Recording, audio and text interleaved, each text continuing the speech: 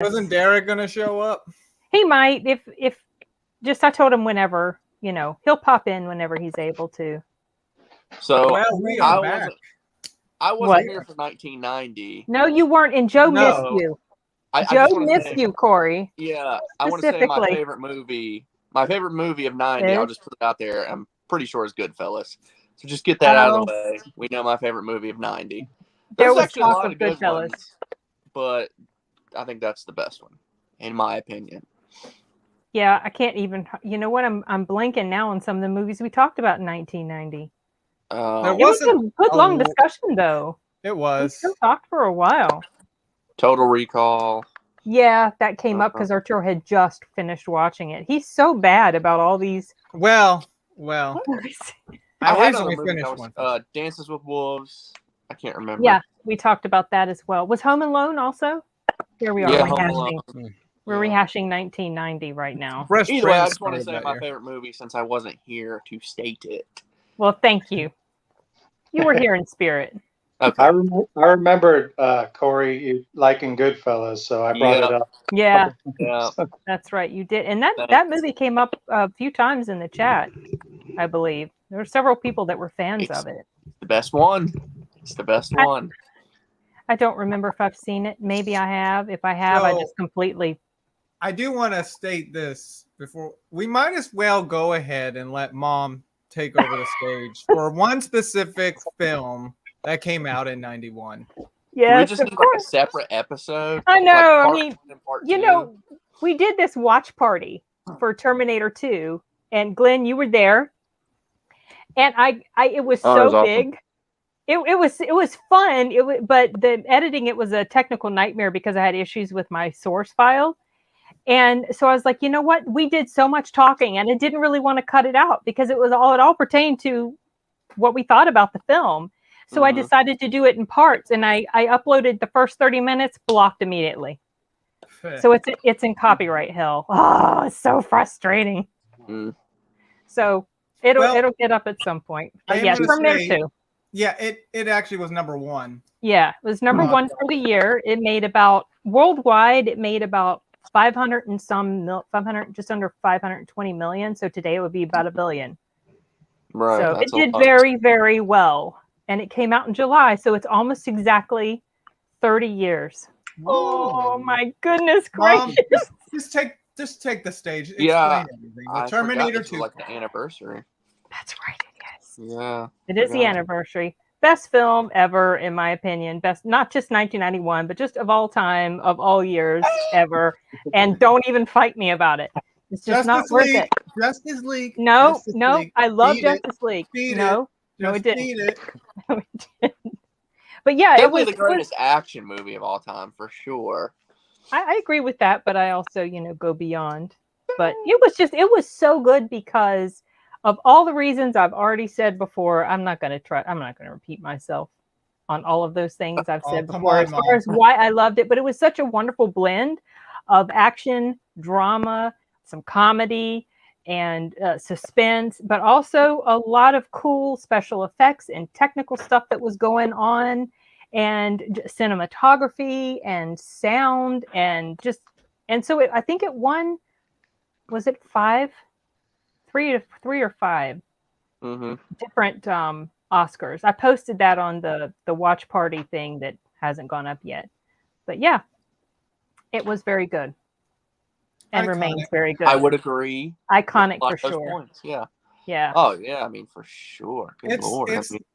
It's probably less scary than its predecessor because the predecessor had more of this horror vibe to it. Horror film. Yeah.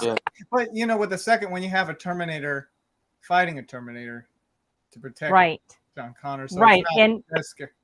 I remember, I mentioned this in the watch party, but I remember when they first encountered each other, the T-800 and the T-1000, and they were fighting. And I remember it stuck out to me how they started all this fighting, and they're throwing each other into the walls and crashing through cinder blocks and everything.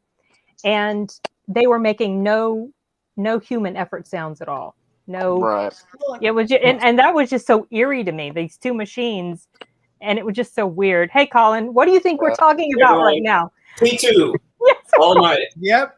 We just decided to start off with that. I'm not going to monopolize the conversation about it. But yes, T2 was number one. I mean, we typically go down the list. We all know. We all know it's number one. Yes. Yeah. So yeah. Well, that was one of the main things.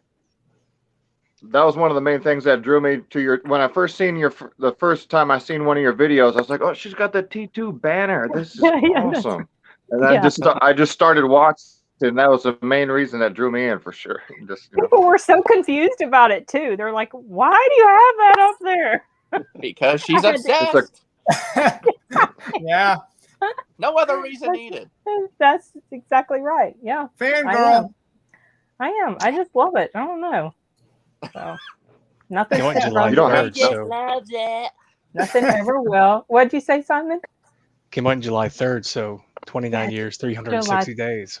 Oh, I know. July 3rd. I couldn't remember if it was the 2nd or the 3rd. I knew it was early July, but I hadn't looked. Coming up on July 3rd pretty soon. Yeah. I didn't go to see it until I think the following week. I didn't go to see it opening weekend. I skipped work. Like I took off the afternoon from work to go see it. So how old were you when it came out? I was, let me think. Hold on. I got to do math. Were you a teenager? Were you in your 20s? No, I was in my very early 20s. I was 20 when it came out. So that dates me, doesn't it? Well, I was young for it when it came out. I was a little kid. I couldn't see it. I knew I wanted to. Yeah. I knew all the cool kids got to see it.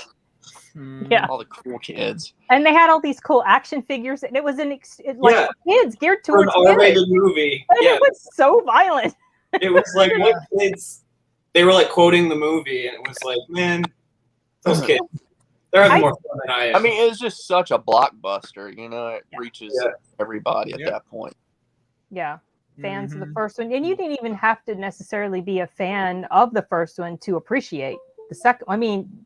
It was important to have watched it, but you didn't have to be super crazy about it. Even casual fans enjoy the film, I think. So, but yeah, that was best of the year. And iconic scenes too. Well. I mean, I think my favorite, for sure, one of my favorites in that movie was obviously where the T-1000 is chasing John Connor, and he's just doing that run. When he's doing that run with the sharp, I didn't mention this in the watch party, but when they were filming that scene, he kept catching up to the bike. And so he had to keep redoing it because he was running so fast. And they had to retake that scene multiple times. All this cool trivia. Love that film. Okay. We can move on if you want. Let's see. Talk about it the whole time. Robin Hood, Prince of Thieves. We'll come back to it in a little bit. Probably at some point. Got to talk about Robin Hood. Now that one surprised me. That was number second 2 at the box office? Yes. Isn't that a little surprising? It is. To me, yeah. I wasn't expecting that, honestly, and I'm not sure what. Because we have to remember, That's with Wolves was the year before, and it completely crushed at the Oscars. Yeah, that was another Costner film, so I think he had a lot of momentum. I think Plus, so. I bet this was a summer movie. Was Robin Hood a summer movie? I feel like it was. It should be. You know what? I don't remember because I didn't see that one on the big screen. Summer. June 14th. So it was a summer movie. Yeah. Okay. Wow. Before Terminator. The best part about that film was the accent that didn't exist. No, that was horrible. It started. Rickman. Yes, exactly. He was so good in that role. My gosh. Yeah, he was the best part about it. I need to rewatch that. It's been probably when I was a kid or something, or close to it. Sheriff of Nottingham. What's that? I was just thinking, Sheriff of Nottingham. Alan Rickman is the Sheriff of Nottingham. He was so funny. He was over the top. Yeah, it was good. The one where he said he was going to carve someone's heart out with a spoon. Yeah. And the guy was asking him why or something. He was like, because it's dull, you idiot. It'll hurt more. It was funny. You'd probably like it, Arturo. Maybe I'll unlist it. I listed it just because I had the 2-disc edition. Oh, Arturo's never seen. Yeah, Arturo used to watch that one. It's been got Morgan Freeman in it too. Yeah, Morgan Freeman's in it. Christian Slater. Christian Slater. I watch. John Goodman's is John Goodman in it? He is, isn't he? Isn't John Goodman the friar? Or is that a different one? That might be a different one. No, that was... Maybe, yeah, I'm not thinking of it. Mike McShane? Okay, it wasn't John Goodman. It wasn't John Goodman. He's just such a friar guy. But I gotta see his, but I don't remember who it was. Yeah, I don't think it was John Goodman. A different movie he played something like that. But the Kevin Costner Robin Hood, I saw that when I was 7. I did get to see that. We got the VHS, and I remember we watched it a lot. I watched it a lot as a kid, and some of that like hammy stuff Alan Rickman was doing was like scary and weird to me. I didn't get that he was being like over the top. This guy is crazy. He's like, and yeah, that movie all in all, even as a kid, it was really good, and still as an adult, like it holds up. It's just a good. I don't know, even not just as a Robin Hood movie. It's a good movie. It's more almost like a serious adult movie, I guess. Even though I liked it as a kid, it feel like was serious. Robin Hood. You think kind of more like, I don't know. I think there was toys for that also. There was a toy line for that. That wouldn't surprise me. I don't remember. One of the things I remember a lot from that particular movie was also the song. Obviously, the Bryan Adams song. Yeah, and, I was gonna say. Yeah, they put a lot of effort into the movie. Yeah, that was a big. You heard that thing everywhere. I think it was like #1 for 16 weeks. Wow. I would say most of these movies had toys because that made money. Any blockbuster, I guess. Action type. Yeah, I'm looking at the other ones. Well, the third one on this list was Beauty and the Beast. 3rd place. That's got toys too. Yep. It does. And I remember that one was nominated for an Oscar. The movie. I was really excited about it because I went to go see that in the theater. It was one of the few movies I saw in the theater that year, and I really enjoyed it. And I was hoping it would win, and it didn't. I think that was the...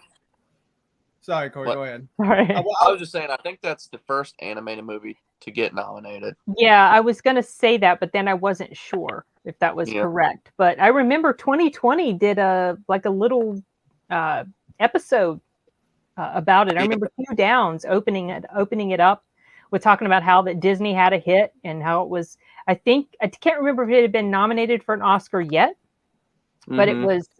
It ended up being. But I was really pulling for that one just because, it was the first animated one, and I really liked the movie. And I remember being bummed that Silence of the Lambs won. Wait, so it was nominated for... we could still root for Disney.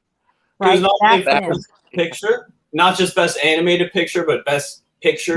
Best Picture. It was nominated for Best Picture. Yeah. Oh, that's cool. Yeah, so it was interesting. You know what? I remember, Mom, you were telling me how when you went to go see that movie, you actually were allowed to bring a cup of coffee. Yeah, I brought a big honking cup of coffee, like a big, huge mug. And then I had to go to the bathroom really bad. It was about like an hour into it. And I'm like, I didn't want to go, but I had to go. Yeah, I remember that. Never forgot that. What you told me, like you used to. Yeah, I just walked right in with it. Yeah, I did. Nobody ever said anything. Yep. Yeah. But that was water. Except for what? Except for water. Oh yeah, theaters nowadays. Yeah, I feel like I'm being all illegal and everything when I take water in. Probably thought I brought what? They probably thought it was from the gas station. There was one of those big refillable mugs. No, it wasn't a big refillable. It was like a big ceramic type mug. It was huge. It was. She brings a keg of coffee. I made nobody said nothing. It really was. And I'm walking in with it, going to my seat, and it was like a little bit of a ramp, and it was huge. It was so big.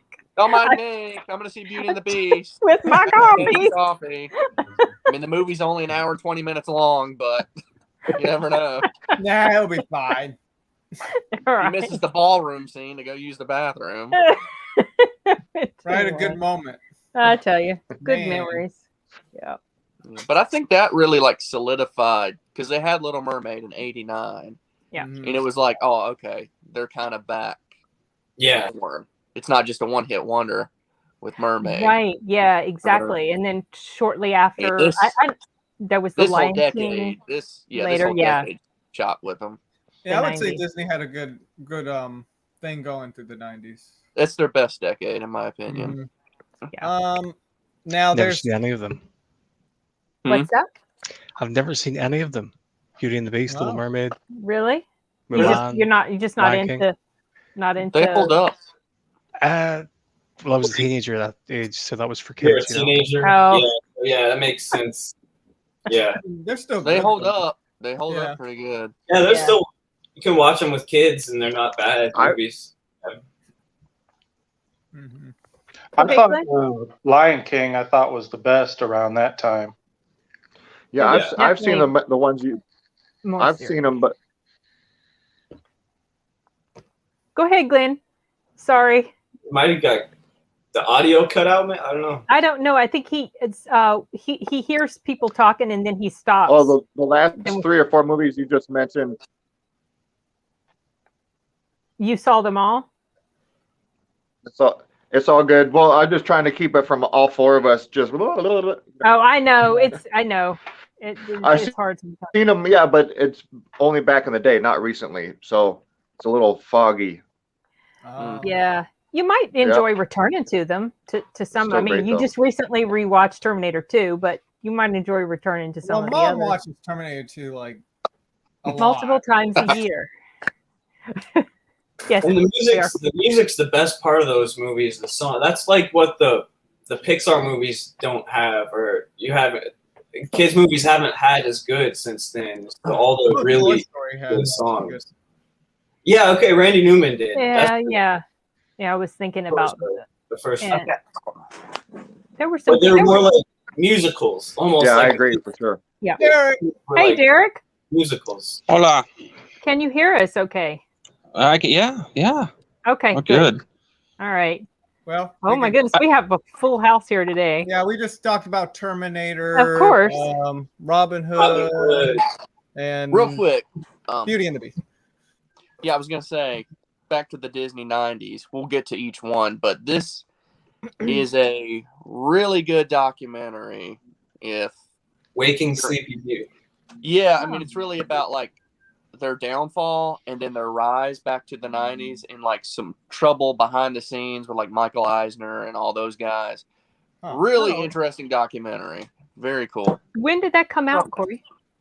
The documentary, I think like probably early 2000s, mid 2000s. Oh, okay. So it's been a little bit.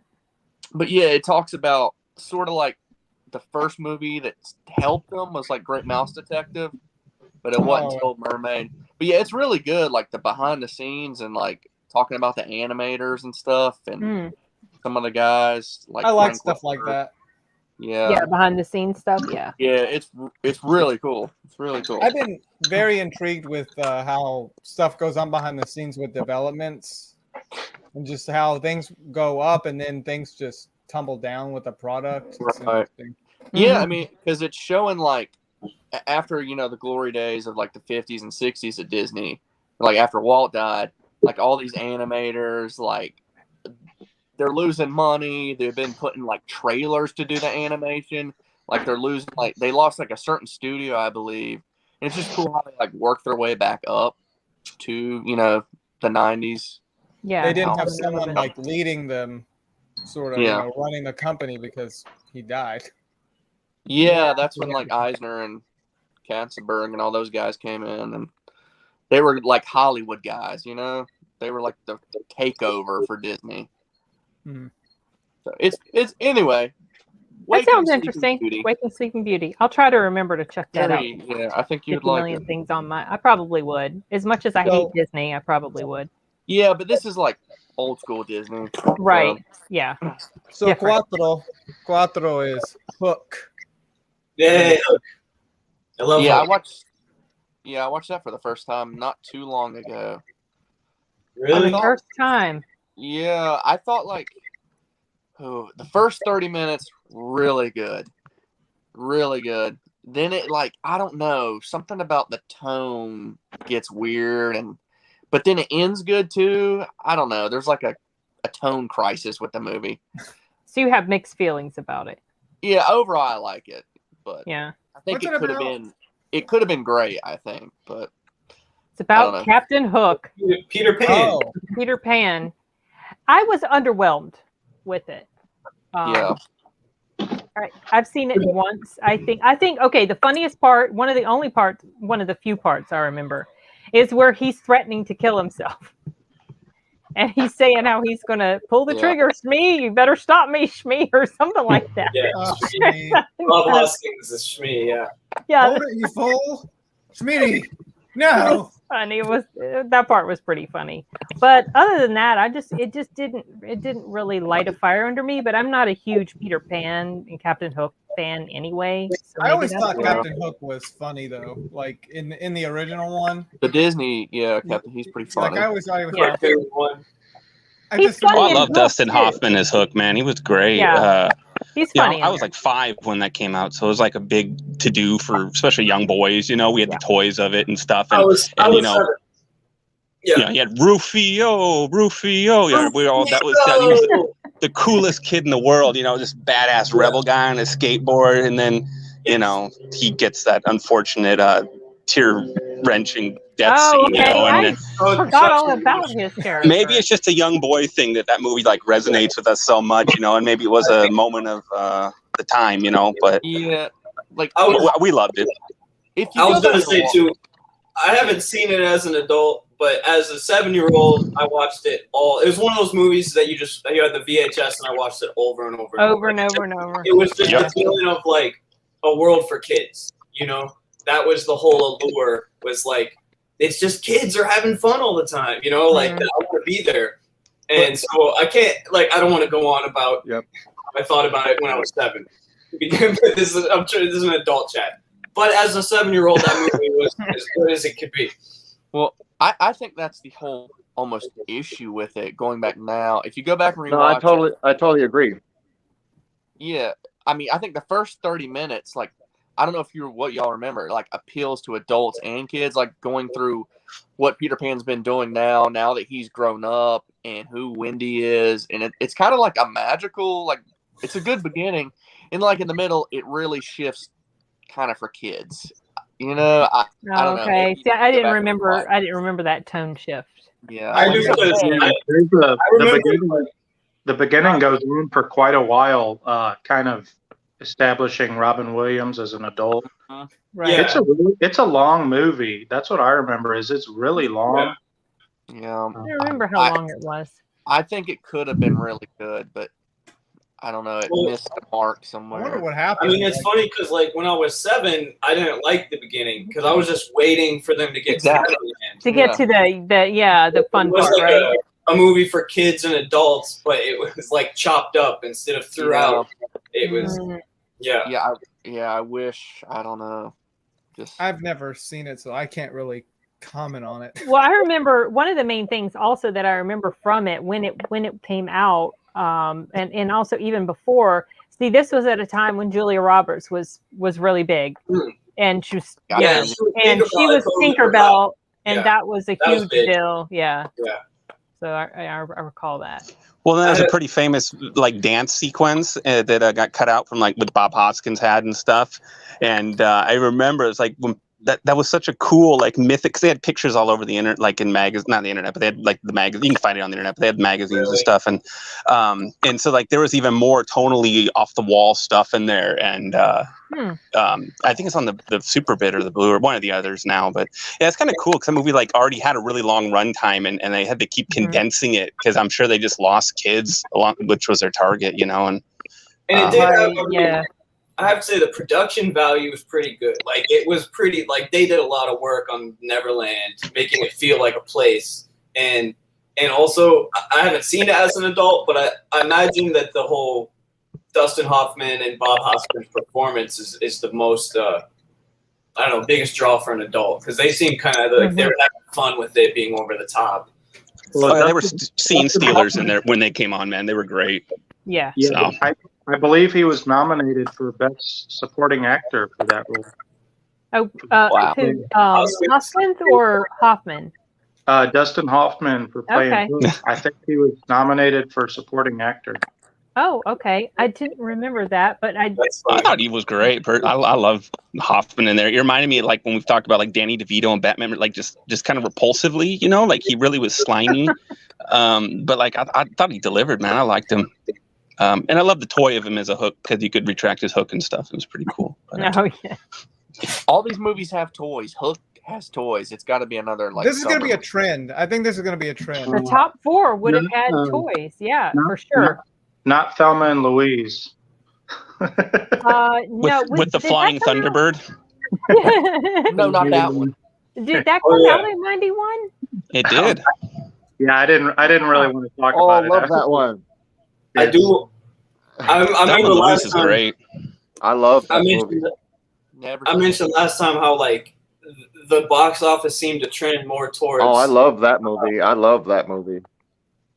Children films from the beginning of the 90s to the end. Like, remember last time it was like there was like 3 family-friendly movies in the top 10. So I'm trying to make that a recurring, like each time. See, like, okay, how many kids movies have made it? Because, like you said, right, yeah. Toys, but really, T2 and Robin Hood aren't really kids movies. Like, No, especially not T2. For They sure. were marketed heavily to kids, but when you they watch were, them, like Robin Hood, Prince of Thieves had toys everywhere, and I had them. You know, Hook had toys. Terminator later on had toys, which is odd to me, being Terminator so violent that 5-year-olds are getting these, like, you know, Gatling gun carrying rocket launcher toys. You know, but that's just Mom, the world we grew up in, man. Toy? Yeah. What's that, Arthur? I was just like, "Hey, Mom, can I get that T2 toy?" Thing is, kids' movies back then and kids' movies now are completely different animals. Yeah. Mm-hmm. If you look at the Goonies, it opens with a feigned suicide, assault the police officer, arson, a car chase. All sorts of heavy stuff. Yeah. Like I references the drugs and torture devices. Yeah. With Rosalita. And then it tops it all off with a dick joke. Yeah. I mentioned that during when we were talking about the Goonies. When we did our review for it. Yeah, our review. Especially 80s kids movies just have a lot of serious elements that would never happen now. Wouldn't work today. I was just looking at top 10 in 91. I'd say there's 3 kids movies targeted to kids, and one of them's the Addams Family, which is a weird movie. It's weird that that's targeted to kids. That's a good movie, but it's weird. Like today, that would be weird if it was targeted. No, now it's all. Maybe. Yeah. So, Silence of the Lambs, they didn't get any toy line? No? I was getting ready to say, yeah. I was going to say, I just saw that film. I just saw that film last night for the first time, and it'd been the first time for me in a long time that I'd watched it. It was good. I'm still not sure that Silence of the Lambs. I'm still not sure that I feel like it deserved an Oscar though for Best Picture, but it was very good. I think for the first time. I don't know Best Picture, but are you just salty because you think T2 should have got it? I don't think T2 was nominated for Best Picture. I don't think it was. No, so I don't think you agree with who won, no matter what. Then, no. They didn't really deserve Best Picture. Honestly, because I can't remember all of the movies that came out that year. And I just remember being annoyed that it beat Beauty and the Beast. But now, if I had to choose between the two, I would prefer Silence of the Lambs over Beauty and the Beast, just because I prefer that type of material more now. I mean, I did anyway back in the day, but I don't even know if I'd seen it at the time that it won. Well, I gotta say, pretty creepy film. Yeah.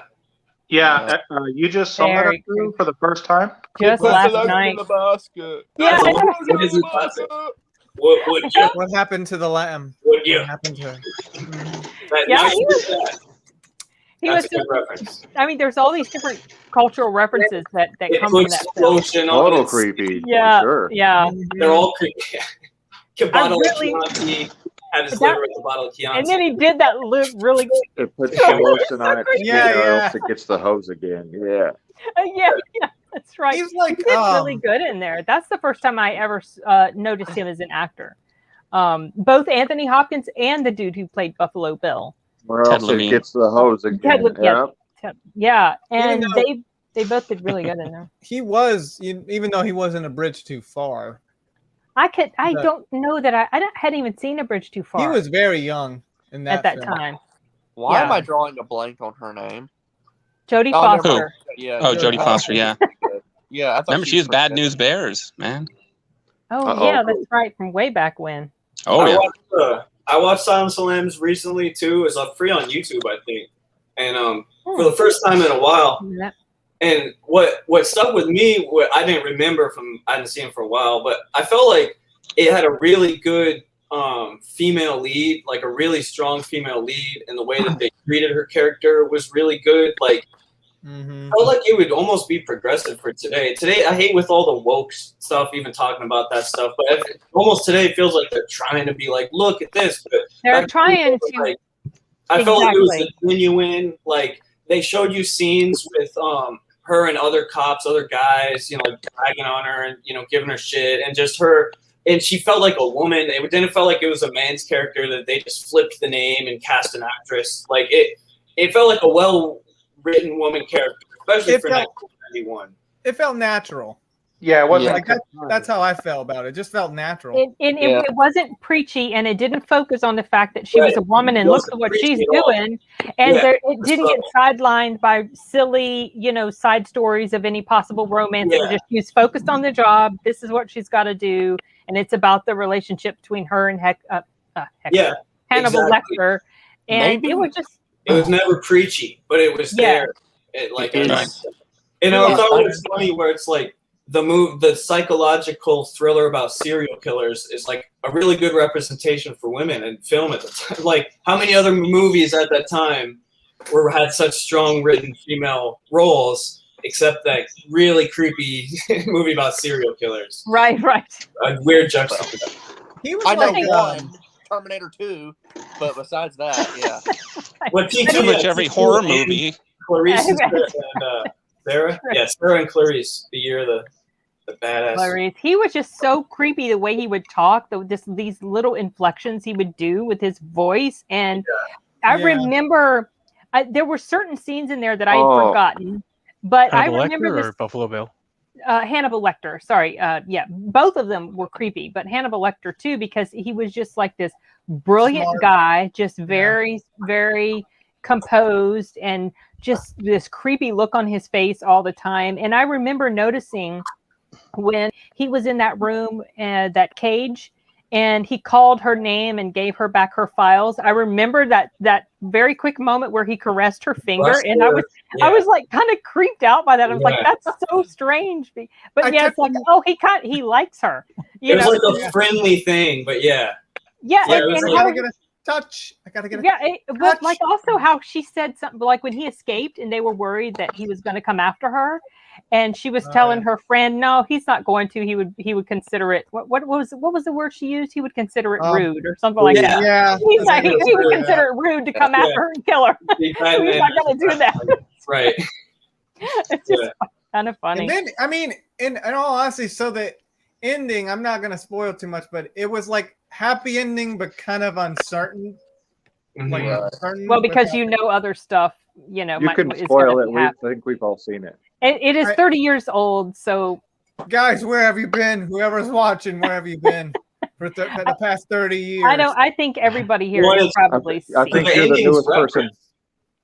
I mean, the ending. Okay, but I just saw it last night. So like when you see that reference in a like comedy, like walking. What'd you think of it, Arturo?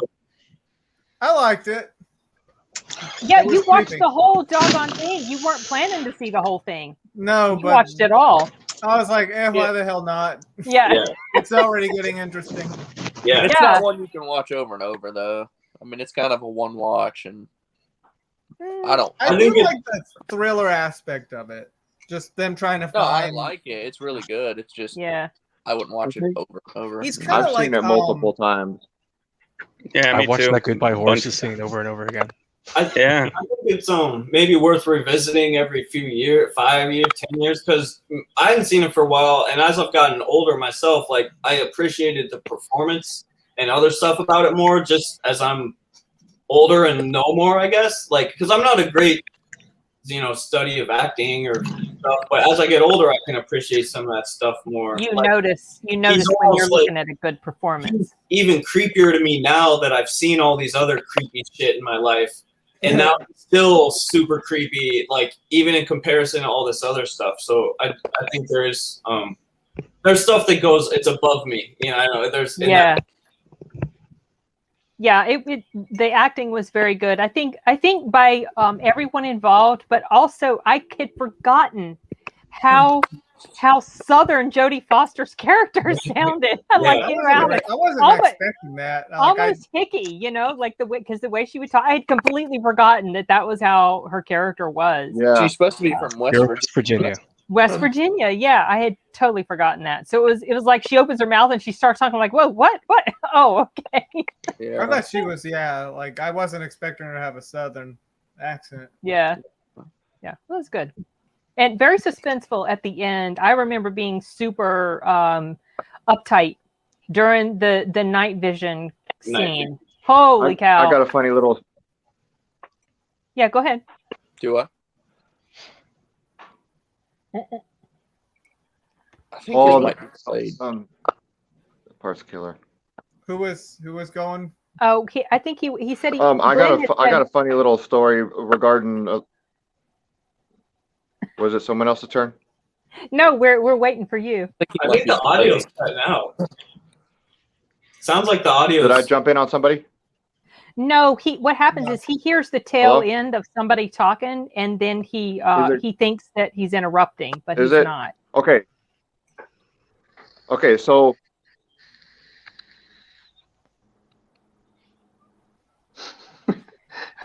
I'm just trying to avoid 6 different people talking. No, it's okay. No, but we're all waiting for you. You're up. So, in the movie where they got him all strapped up and he's got that mask on. Yeah. Yes. Mm-hmm. Can you hear me? Yeah. Yeah, we can hear you. Hello? Yeah, we can hear you. We can hear you.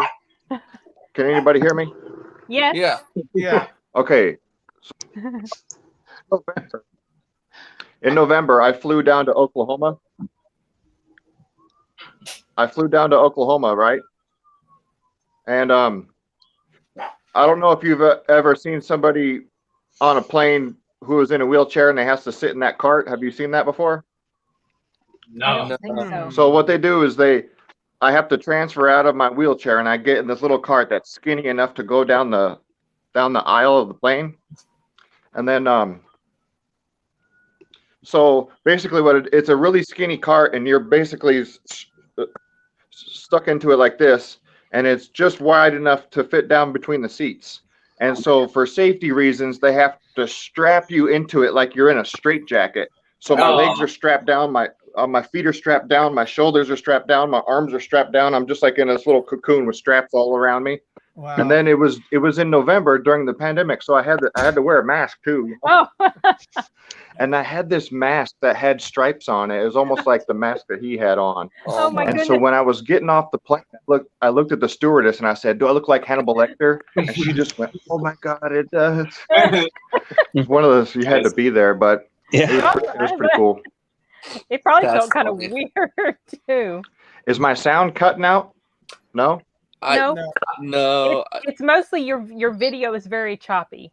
Sometimes it is. We heard it though. Yeah. We heard that. Yeah, we heard funny. the whole thing. It's funny. No, I loved it because we had to take 2 planes to get down there. We had to take 2 planes to get back. I bet it was hard eating. Oh no. Maybe I'll just but the video is choppy. Yeah, the video Okay. is Maybe choppy. I'll try turning my camera off for a while. Just the audio. Yeah.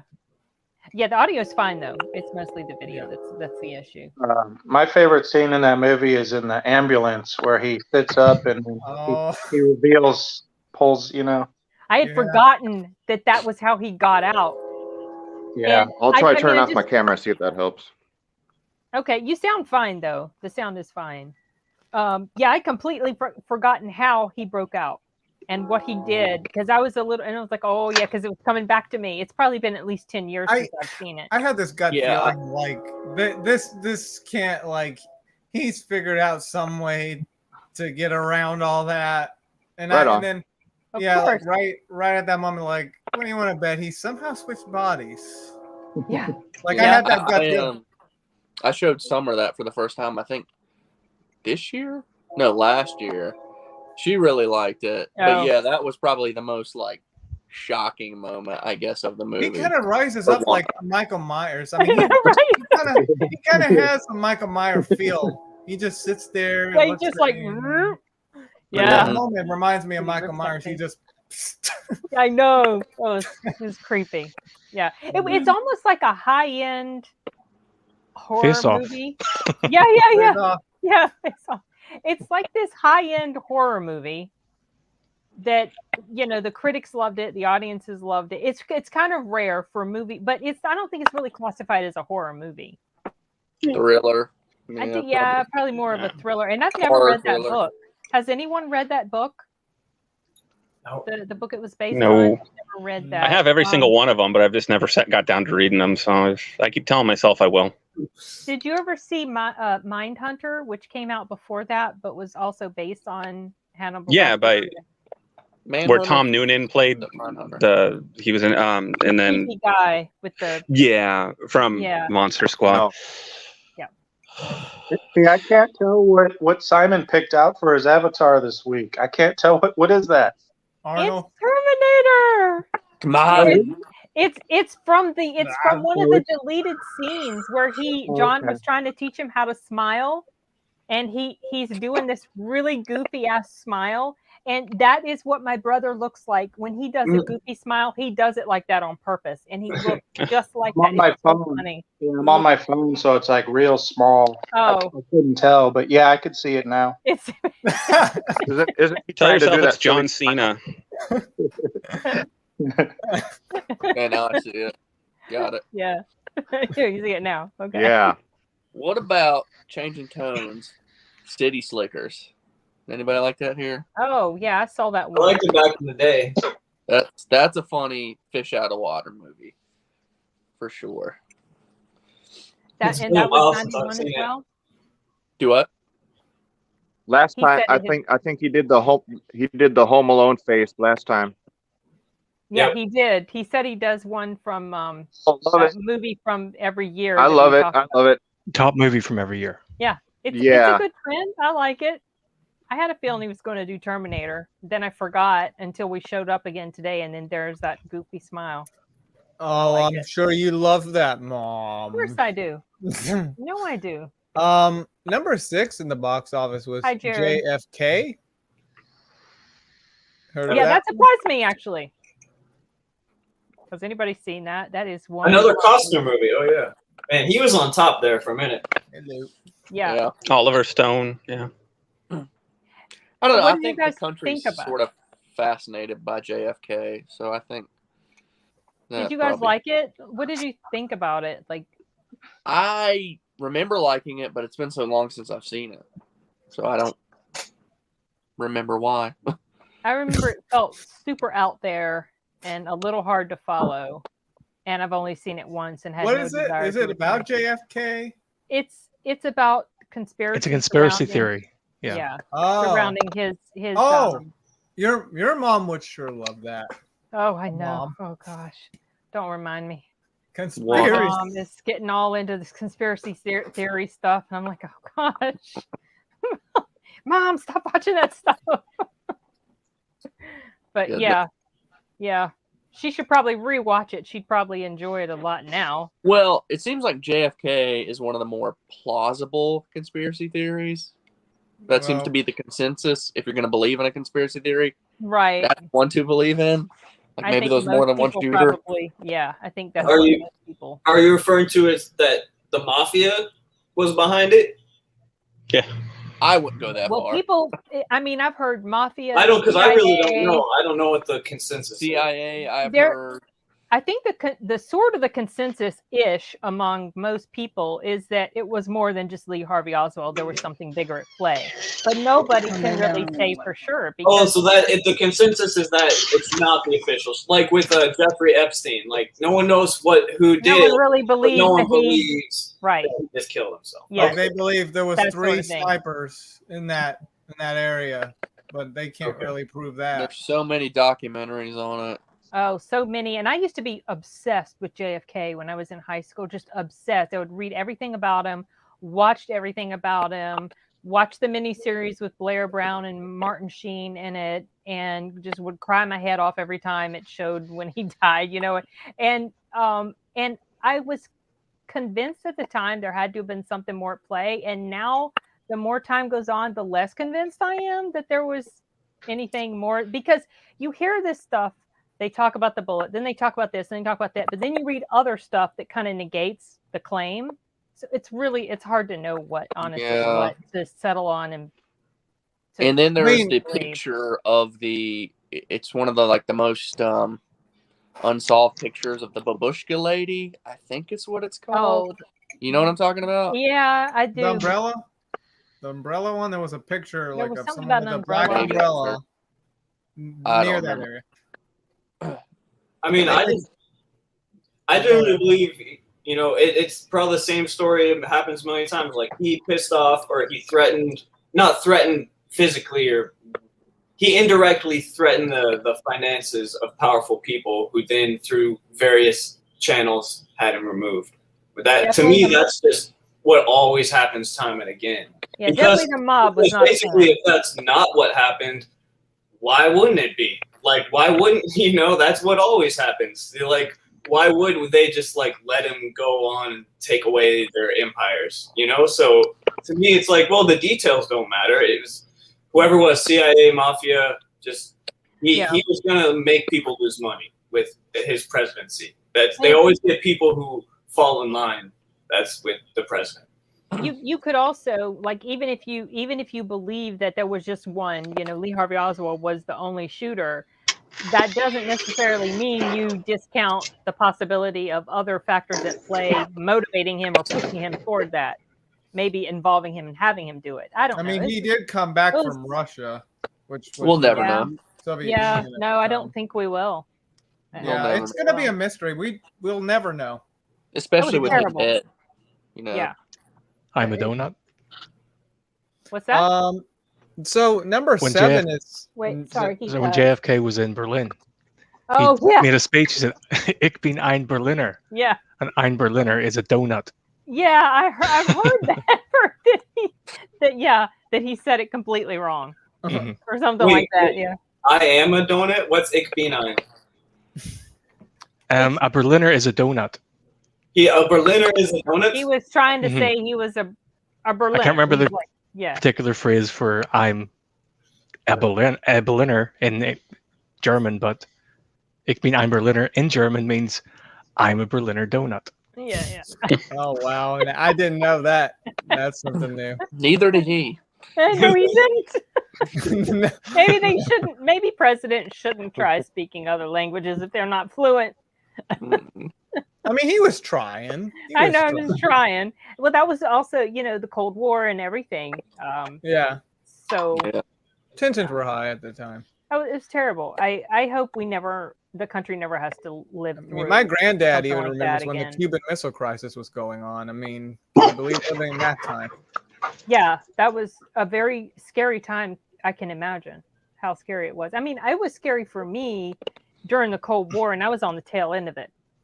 But I can imagine living during the time when you, over the course of several days, you think you're just a hair's breadth away from nuclear war. Can you just imagine? I just don't think then, in the middle of all that, an assassination of your president. Goodness gracious, it's terrible. The 80s were drenched in nuclear paranoia. There's actually a house way down the south of Ireland. This is my dream home, and it was built by a German millionaire because at the height of the Cold War, because he read that the best place to be in the event of a nuclear war is right on the edge of the Atlantic in Ireland. Oh. Because you got just the sea to Yeah. You know Sweep away all what? the nuclear waste. Talking about the Cold War now, it has been 30 years since the Soviet Union was gone. 91 was when it fell. Goodness. Eek. I didn't remember. I don't remember what he. I would have to check up on that. Yeah, I don't remember. I'm not sure about that either. Well, I want to respond to what this time Net said earlier, which was TMT 2 Secret of the Ooze was a big hit. Oh yeah, I had forgotten that was.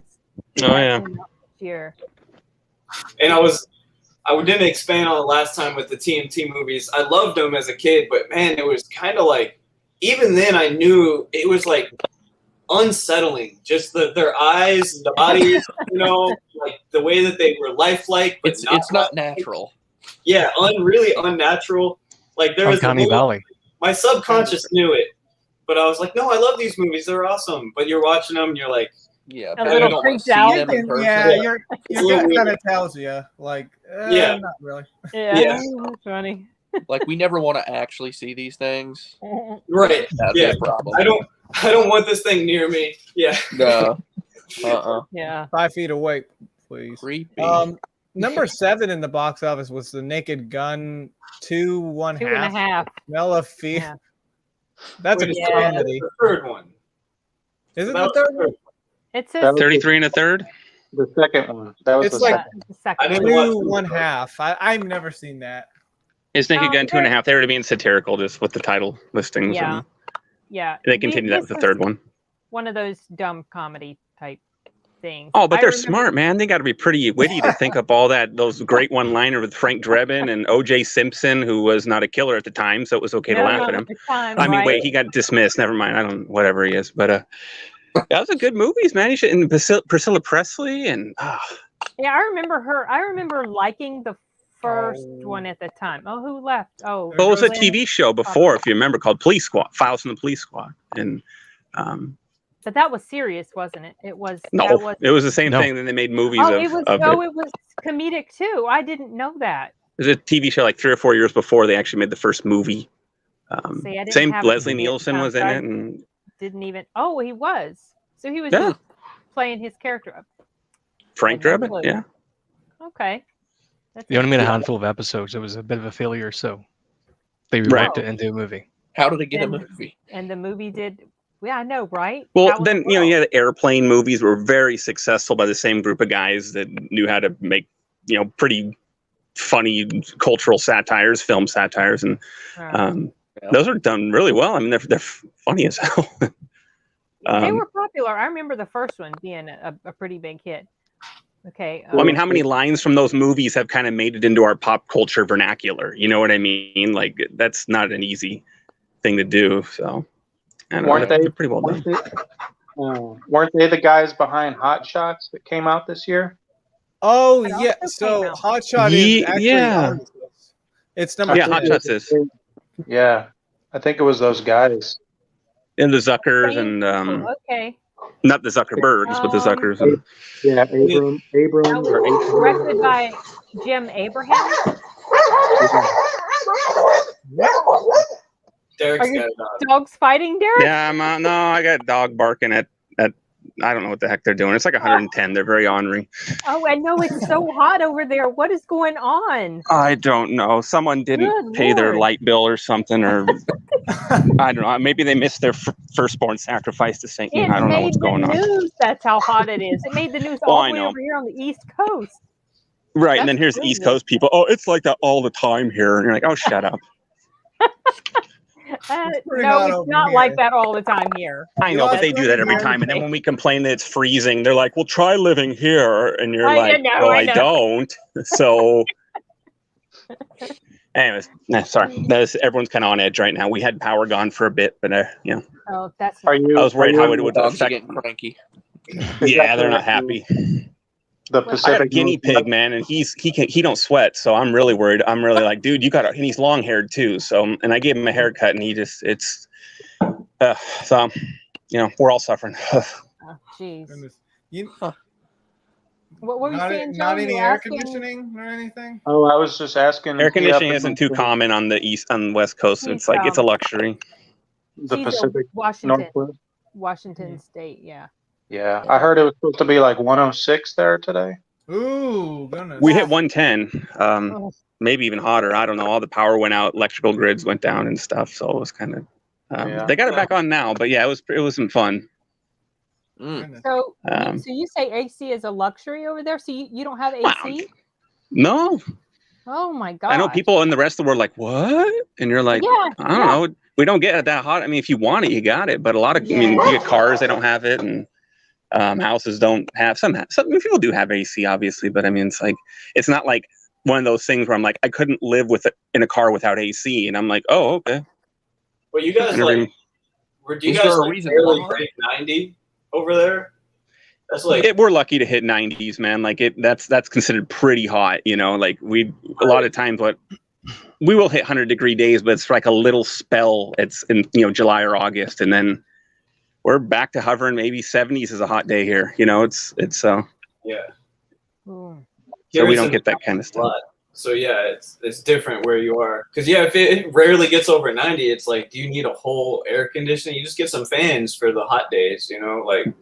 You can also get like a styrofoam container thing and dump a bunch of ice in it and cut a hole in the top and like put some, like, I don't know. Sorry you're having internet problems, Glenn. Pipes or something on the side and put a fan on top, and it's kind of like an improvised AC. It'll last for a few hours depending on how long your ice lasts. Well, then everyone. It's just every time this happens, it's like whenever like it hits, everyone just rushes out and they all buy the fans, and you can't find a fan. Just kind of like toilet paper last year. You couldn't find it for like a month. And then, for the rest of the year, you'll have a surplus. There'll be like 600 of them on clearance, but then no one wants them, and they wait till the day of. And anyway, so it's not AC is not a big deal here. I don't think any of my cars, they all have AC, but I never use it. So it's wow. Anyway, sorry, we're getting way off topic there, but that's just kind of what we're going through. I know, talking about the weather. You know what? Anyone who wants to speculate, I bet that's a business to put your money in. AC units going all around the northern states are going to be installing ACs everywhere. Invest in it. Probably now.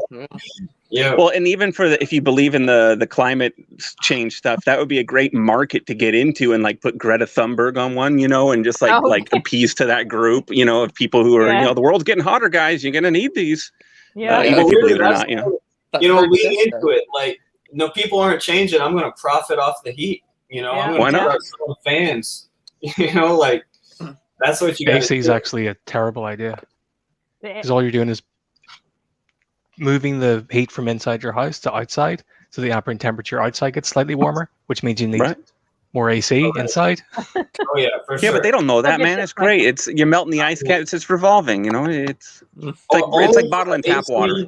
Companies and the individuals using AC, does AC make sense? Nowhere, not really elsewhere.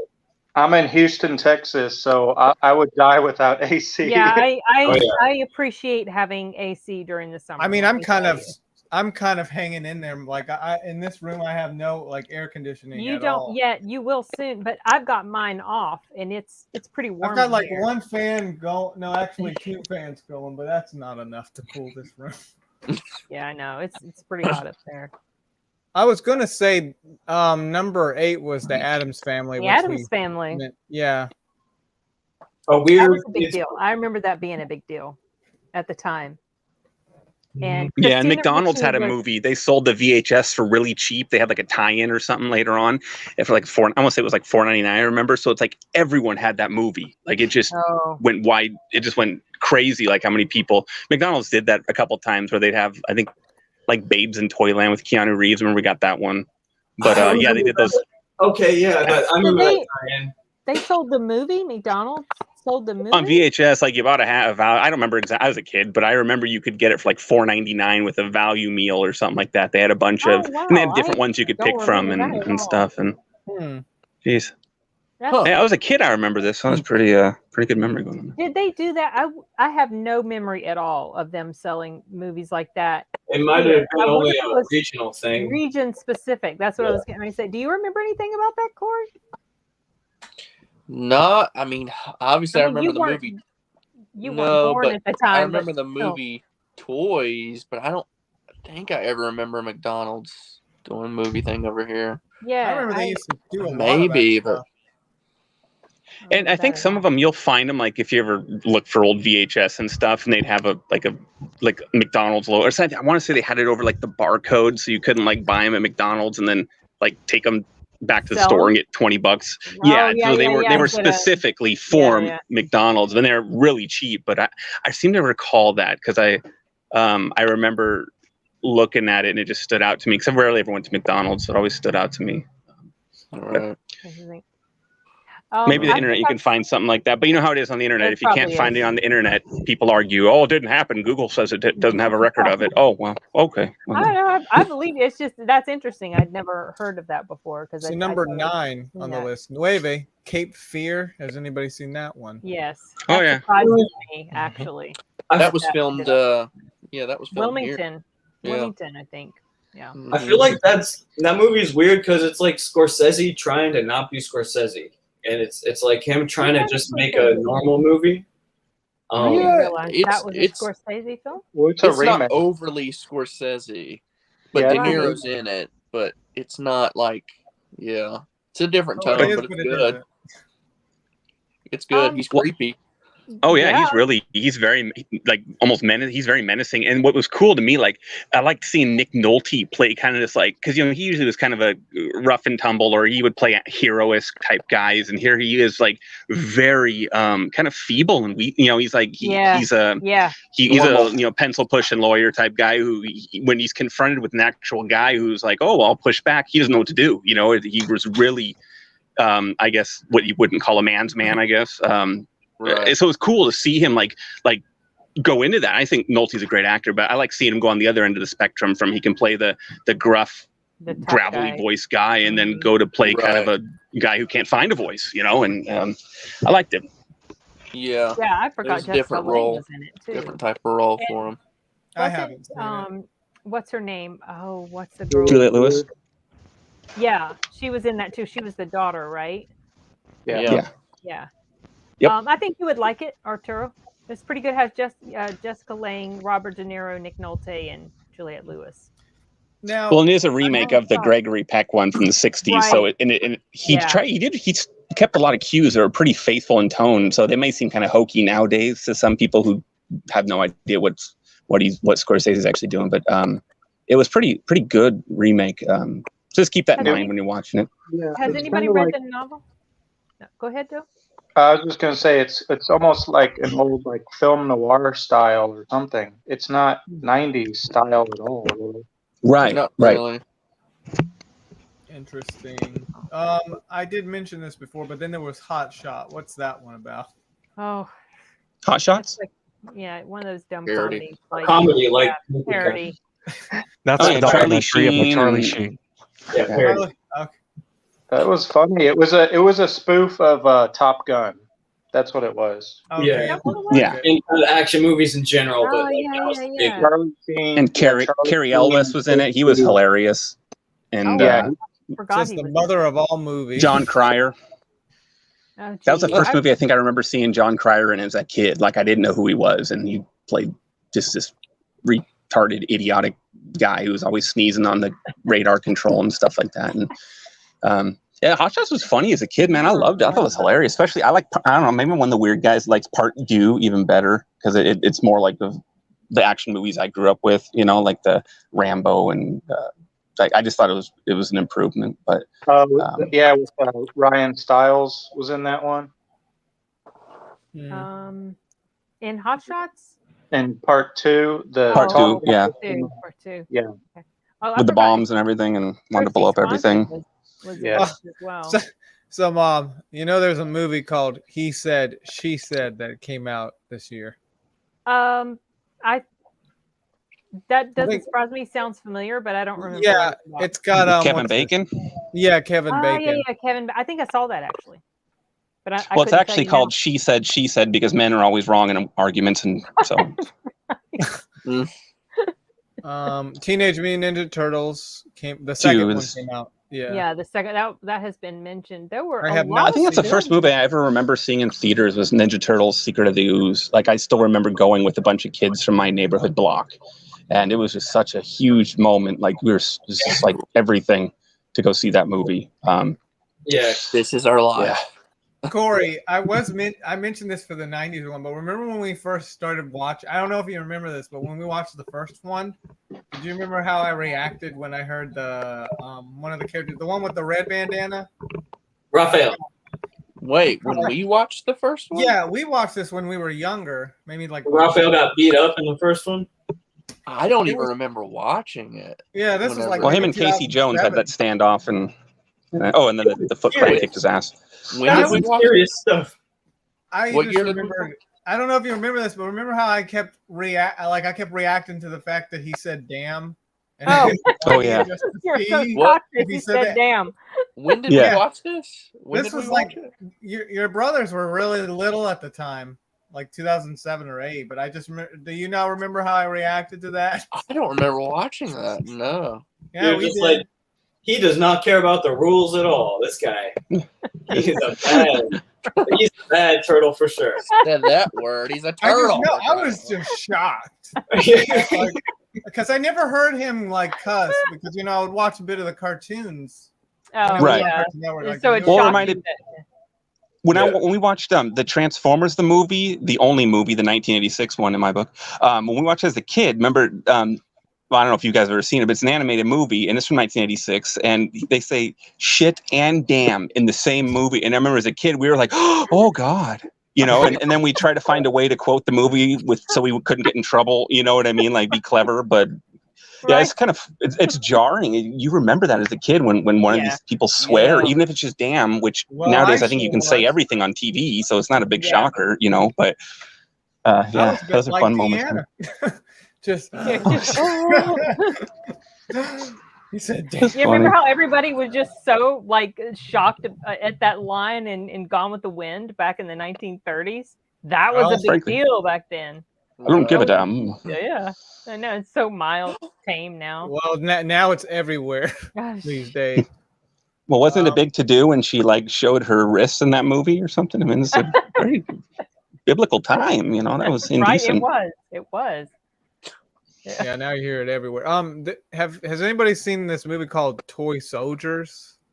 Oh, Toy Soldiers. Is that with Lou Gossett Jr.? It's got Daniel Petrie Jr. I'm not sure if any of you guys know these. Maybe I'm confusing it with another one. I must. Well, there's Toys with Robin Williams, and then. I think there's one called Toy Soldiers that had I want to say Sean Astin and Lou Gossett Jr., but I could be goofing that up. No, you're completely Mason right. Adams is in here. Sean Astin, Will Wheaton, Louis Gossett Jr. I think I'm confusing this with another. I'm definitely confusing this with another film. A live action film. Are you thinking of Small Soldiers? Is that the one? Yeah, that's 98. Small, yeah, I was thinking it was like mid to late 90s, and so that's okay. Phil Hartman and completely different. Yeah, Phil Hartman, Jay Moore, Kirsten Dunst. It was a good movie. Small Soldiers. Yeah. Anyways, but we're off. We got a few more years till we talk about that. Yeah, there are several. I'm surprised. What? No, go ahead. I'm just surprised Point Break hasn't been in this list yet. I would have thought that would have been. It wasn't in the top 10, and that's what we start. So I'm kind of scrolling through right now, I'm kind of surprised of stuff that came out. I would have thought that would have been up there just because it's kind of a blockbustery type movie. Yeah, I haven't seen it, but I heard it's good. That's Keanu Reeves, dated, right? but it's good. Yeah, Keanu, Patrick Swayze, Dead Presidents. Yeah, I remember being underwhelmed with that when I first saw it, but I've only seen it once, so maybe my perception was different. I'd forgotten Not Without My Daughter came out this fiscal year in '91. I remember that was a big deal at the time. That story. What's the one with Julia Roberts? Sleeping with the Enemy? Is that this year? Was that 91? Yeah, that was Julia Roberts. Yeah. Is that this year? Yeah. That was that year also. Yes, it's '91. Okay, I forgot that it was '91. Yep, it certainly was in February. So early 91. And Neverending Story 2 also came out that same day. Yeah. Gotta make room for that. A lot of films that came out this year. A lot of films I've seen. Flight of the Intruder was in January. Yeah, I'm looking at a list here, and it's like, man, there's so many I remember, but a lot of them were because I was 7 and I watched a lot of the younger. But I've seen a lot of the older adult movies too. There's a lot of memorable movies from 91. I actually find it's the opposite. I think there are a few standout movies, but the rest are mostly forgettable. You think there's so? a HBO Pictures movie called Fever. Has anybody heard of that one? What's it called? Fever. I don't think. Fever? No. Maybe I do. I don't know. I don't. It's drawing a blank. Yeah, I'm just scrolling down the Jungle Fever. Oh. Wesley Snipes. Oh, there we go. Wesley Snipes. Yeah. Is that a? That's not. And New Jack City. He was in that one also same year. Wow. He was busy. That's Spike Lee, I think. I know another Disney movie. Okay. There's another Disney movie that came out this year, The Rocketeer. Oh yeah, The Rocketeer. I remember that film. Yeah, that was a disappointment for me and a lot of people. Really? I thought it was going to be. Again, I'm seeing a lot of these through the lens of it younger, but I think it was. Thought it would be a lot more exciting, and it felt, I don't know, maybe targeted more for adults with a romantic kind of classic romantic action serial story. I need to watch that movie. I don't know. It might be better. Yeah, watching it as an adult, it might actually. I've not seen it, so it's pretty good. Yeah, I think that I've only seen it twice, and I think the second time. So the first time I saw it was around the time it came out when it hit VHS, and I liked it, but I wasn't super crazy about it. And then when I rewatched it again, I liked it much, much more than I did the first time. I liked it the first time I watched it, which it was pretty. I thought it was pretty well done. Yeah, I know you like that movie, Arturo. I need to watch it. Have you ever seen my review for it, Corey? Huh? Oh yeah, Arturo did a review. Have you ever saw my review for it? I still got the Nintendo game for it. It was a big to-do as a kid.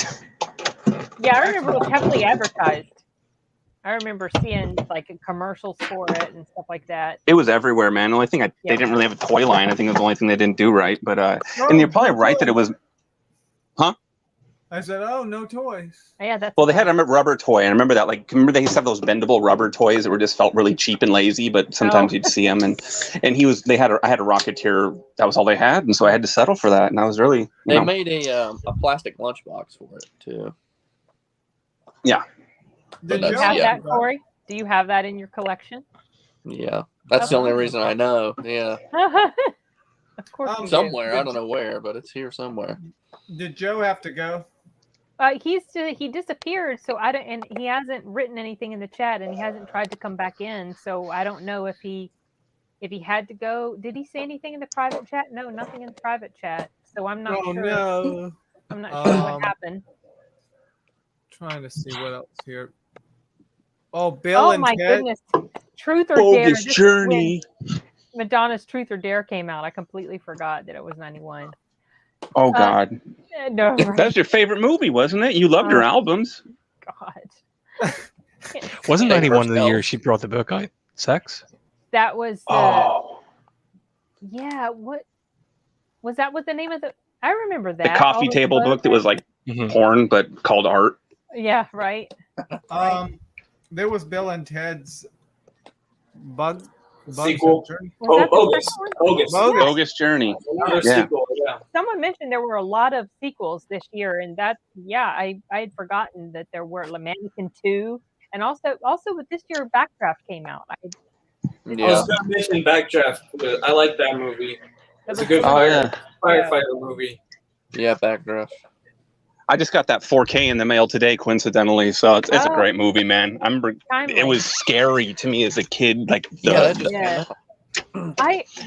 the things I remember from that film the most, I've forgotten all the little plot details, but I remember that Kurt Russell Arturo hasn't seen it. Shoot, I don't want to give away. Well, like you said, it's been 30 years, so. Oh well. Okay. Remember, like his eyes at the end. You know, like he got this like blood thing in his eyes. You know, when you get hurt. Oh yeah. Like I don't even know what that's called, but I remember seeing that and being like it just kind of made me feel really uncomfortable to see that was what was happening to him. Yeah. That's one of the main things I remember from that film. Yeah. Anyway. Yeah, that movie was scary to me because it was like one of those adult ones. Same with Silence of the Lambs, where the parents would rent it and then you had to leave the room because you couldn't watch it. And of course, you'd still like peek out to try and catch pieces of it, or act like you when you had to go to get something from the fridge. You'd kind of be watching, overstaying your welcome. But I remember Backdraft, the fire, like just seeing that opening sequence as a kid, like with the helmet landing down and just like, and then I'd see things with like the doors being blown open and I remember this scared the crap out of me. Just like the fact that fire, like it was terrifying. To see fire as like a 5-year-old, and then it would just like ruin everything. And I just remember it like stood with me forever. And then I didn't see the whole thing until I was an adult. And I was like, and I thought it was still a really good movie because I'd gone to the Universal Studios ride, whatever you want to call it, and I was kind of underwhelmed with that. But I guess as a kid, I didn't really respect how hard it was for them to do controlled fire. Yeah. Like that is such a technical aspect. It's astonishing, and people like don't appreciate it. You know what I mean? And so I didn't see this. I was an adult, and but I really thought it was a great movie, and I really respect what Ron Howard did, what he got done, and Kurt Russell was terrific. The cast in that movie is phenomenal. Like it really is. So I think everyone should give that one a shot and try to be nice on it because nowadays they can make CGI fire look pretty good, and that's what we're used to. But like nothing really gives you this feel like seeing real fire on screen, and you can appreciate it. I think they did it's impressive what they did. It's worth checking out. Yeah, for sure. I think I've only seen it once. Sorry, go ahead, Simon. I don't remember anything about the plot, but I do remember the sound design because I recall seeing or being around fire later and thinking, oh, it doesn't actually sound like a lion. No, that's what happens when sharks get electrocuted. They roar like a lion. Oh, Child's Play 3 came out this year. Oh my goodness. Yeah. I don't think I ever fuck saw with the Chuck. Long live Chucky.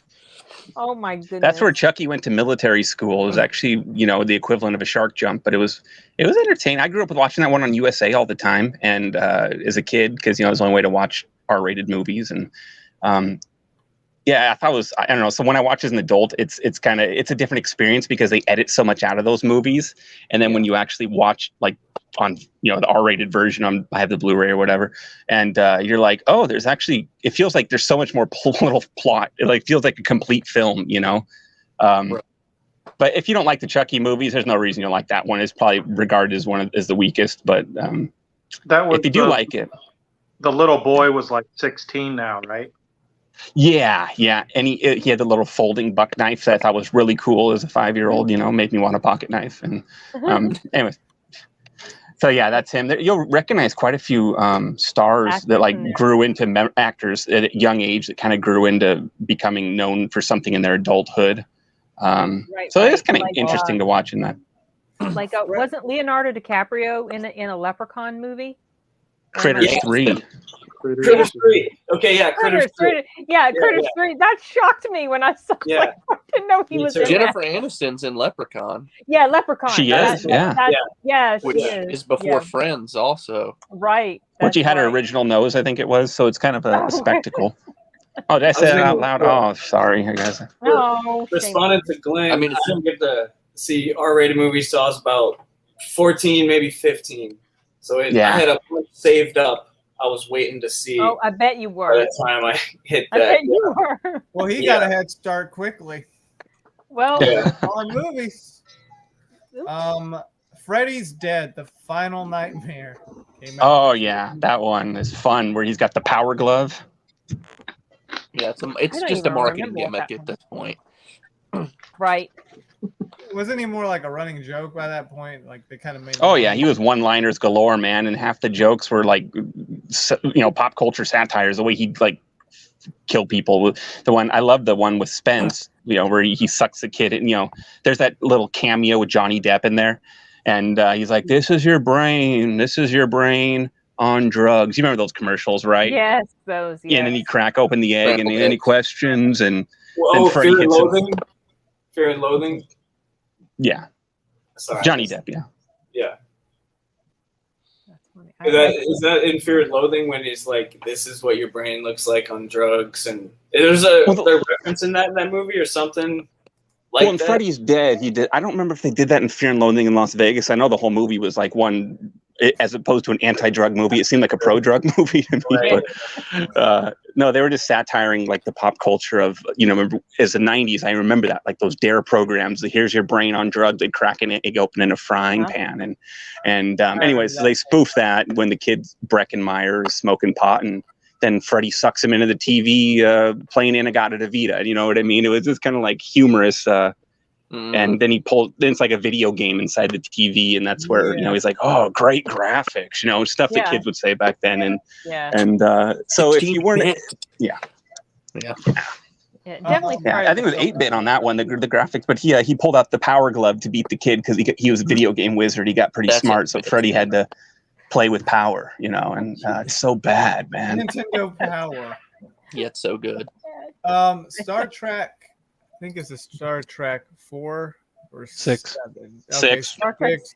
Sorry, 6. The Undiscovered Country. Anybody seen that one? Oh yeah. Nope. Yeah.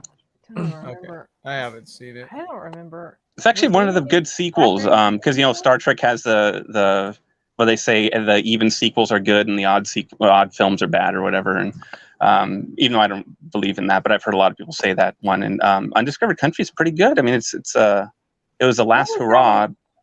What was that one for the about? Originals? That wasn't the whales, right? Was it the whales? No, that was part 4. That was the Journey Home or whatever it was. Okay. Number 6 was where it was analogous to the Cold War ending, and the Klingons, the weak Klingon Federation, was trying to make peace with. They had their like Chernobyl incident that basically made them no longer a power, and they were trying to broker a peace with the Federation, and someone sabotaged it, and depending on what version of the movie you watch, is a different culprit, but. Anyways, so that was kind of the thing. They had to, and then Kirk got framed for murder, so they had to basically free him on that. But you'll recognize a lot of Cold War analogy in there. I mean, a lot, and the fall of the Soviet Union. But it's actually it's just a well-made, enjoyable movie. Step up from part 5 for sure. I don't recall. I thought that I'd seen all of the Star Trek movies, but Christopher Plummer played the bad guy, the Klingon. Yeah, he did. He was He was good. the one with Uhura doing the feather dance. Okay. Something Pente? That was the final frontier where she had to distract them, right? Yeah, where she had to distract the weird people at the little outpost at the end of the world. It was kind of a joke.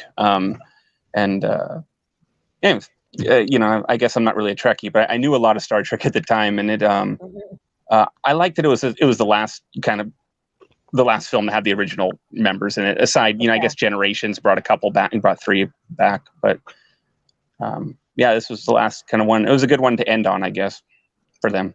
Mm-hmm. So there was another movie that came out in '91 that I actually really liked. I still like it. I just haven't seen it in a good while, and it was called Dead Again. And it has Kenneth Branagh and Emma Thompson in it. And it's basically British movie, I guess. Say what? I guess it's a British movie then. British made. I don't think so. It has Robin Williams in it too. I'd completely forgotten he was in it. Andy Garcia, Derek Jacobi. Okay, so Hollywood. And it's basically about reincarnation, but it's also a murder mystery. Right. And I remember really, really enjoying it when I saw it. I thought it was quite well done. And he directed it too. So maybe that's why it was pretty decent. Who directed? Yeah, he did. Yeah. He did Thor, right? Yes. Yes, he did. Yeah. He's actually a really decent director. He does lots of Shakespeare stuff. Yeah. I'm not into that. So he's a snob. No, he is. His accent's fake. Is it really? No, he is. His accent's fake. He's from North Belfast, so he has my accent originally. Oh, so what? Oh, I wouldn't have known. Wait. So he's like Madonna when she adopted the Euro trash accent for like 6 years. Right. I'm joking. She was married to Guy Ritchie. This is the actor that played in Harry Potter, the second one. Yes, Harry Potter. The one that said, "This is just like magic." That guy. Yeah, the silly one. Yeah. The second movie. I wonder why he does that. Why do you think he does that, Simon? Is he ashamed? It seems exhausting to do. Probably for clout. Oh. Or maybe because he moved there and just kind of absorbed it eventually. But I would imagine when he first moved to London, it was just for clout. Because you have to remember at the time, the Troubles were going on. There's a lot of sort of bad sentiment towards Northern Irish people. So. Oh, okay. I see. That makes a bit of sense then. I would have never known. I didn't know that. But that's He's patron of a local theater, Lyric Theater. Oh, okay. Have you ever seen it? No. No. Him and Liam Neeson. Is there any other movies from '91? Because I was going to talk about a little bit of the TV shows that came out in '91. Has anyone seen The Commitments? I thought about that just because it's a lot of people I know of, or I've read and know of people who like that. I haven't really watched it a lot, but yeah, Commitments I hear about a lot. I don't remember if I've ever heard about. What is it about? What is the premise? Have you seen Sing Street? No? Well, it's basically the same idea. But it's about the trials and tribulations of a Irish soul band trying to get off the ground. Oh. Yeah, no, I don't. Let me look at the poster doesn't even look familiar to me. The soundtrack was pretty popular Is it too back then. Or like a film inspired by real life? I don't remember. It was a complete creation, but people based on it's not even based on real life, just totally. It just seemed real. I don't know. Maybe I'm getting confused what it is. Then I thought. No, they had the trailer before my Hot Shots VHS, so I saw the trailer growing up like 6,600 times, and it always stuck with me. And I still have never seen the movie, to be honest, but I've seen it everywhere, and I can picture the poster. So maybe I will get around to seeing it now, since we're talking about it. Yeah, I always feel embarrassed. I'm like, oh, I've heard of that, I haven't seen it. Another major movie we haven't talked about is Boys in the Hood, because Sin's Corner so white. No, I actually saw that. I was going through the list and I was going to bring it up, and then I got distracted by whatever it was we were talking about as I was scrolling through. But I was going to mention that because I remember when it came out. I don't remember if I've seen it. It's good. That's good. It had Cuba Gooding Jr. in it. Who I really like. Lawrence Fishburne, Angela Bassett. But it's really good. Tell you what the plot Regina was. King. I mean, it's basically just the everyday lives of these people growing up in the hood and the unfortunate circumstances that happen to a select few. Okay. Is it John Singleton who directed that? Yes. Yeah. I think it was a lot more groundbreaking at the time from what I understand and read, because I was little back then, but just like American culture hadn't had a whole lot of exposure to like that, seeing it from that perspective of living there and like what life is like, not just like we're scared of black people from the ghetto, but like what is life like? I mean, like now with like hip hop and the internet, right? Everyone sees that stuff whenever they want, but I feel like back in that time it wasn't like a lot of people were like, oh, like it was kind of eye-opening. I don't know, that's what I've read. Did you know he was only 24 when he was nominated for Best Director for that, and he was only 24 at the time. That's awesome. That's great. Do you know he's passed away already? Yeah, I heard recently. Last year, this year. It was 2019. He might have been the first black director to be nominated. He was.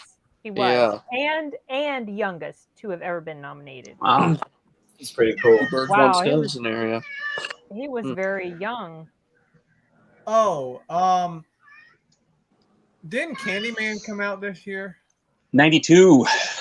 Yeah, we're not there yet. We'll get there next year because it's a great movie and we'll talk about it for a long time. But it's a great movie. Did anyone Don't Tell Mom the Babysitter's Dead. Oh yes. Okay, you guys again. I was gonna shout out some of these. That movie, What About Bob? Was fun. Yeah. Movie. Don't Tell Mom was another one. As a kid too, it was like, oh, that would be so like no parents around all summer. Like yeah, a lot of these movies, they're not great movies, but I saw them and they're memorable for me. What about Dishes Are Done? I love that. Christine Applegate has to. She takes care of her siblings because their babysitter dies, and so their mom left them for like a month or something in the summer. Yeah, I think I saw that only once. And she goes and gets a real office job, and it's funny. It's a great movie, but it sounds like everyone's seen it here. So young David Duchovny's in it too. So before X-Files, and then I remember I totally forgot. You, Sin, being a Halloween fan, you remember who Danielle Harris is? Yes. Of course. Yeah, she's one of the siblings in there, and she has that line that I started to repeat as a kid, like, or whatever. She goes, she gets us up at the butt crack of dawn. And I remember that was just like, as a 7-year-old, I would always say that, the butt crack of dawn. And then you'd always be like, don't say that word, or something like that. And it was like a way to get in a somewhat adult curse in there without actually swearing, but dang, I completely forgot that she was in that. I have only seen that movie once. And she's also in City Slickers for like one shot. She's a kid who asks a question in the very beginning in a classroom. So she had she was doing pretty well there, and she's still acting, obviously. So another film from Gyllenhaal debuted in Oh, sorry. Go ahead, Simon. I was just gonna say Jake Gyllenhaal debuted in City Slickers. Yeah. Oh yeah. Wow. No kidding. Mm-hmm. I completely forgot. Is someone gonna mention My Girl? That was that movie. Not the bees. Oh, good night. That was because it was the follow-up to Home Alone. So I'm like, this will be Macaulay Culkin. And then you watch it, and it's like, what the heck? And I'm like, yeah, really sad. Like, his glasses. You can't see without his glasses. That's the saddest line in the history of movies, right there. He can't see without his glasses. You're like, oh no, don't say that. I know. Well, and then don't you love that thing where she gets mad at him when she's having her womanly cycle, and she says, "And don't come back for 5 to 7 days, or whatever, 7 to 10, whatever. She's 7 to 10 or 5." When you're basically having, when you're just mad at men because you have it's not just men. You're just mad at everything and everybody. Don't even. And you hurt the ones you're flirting with most. That's how it always works.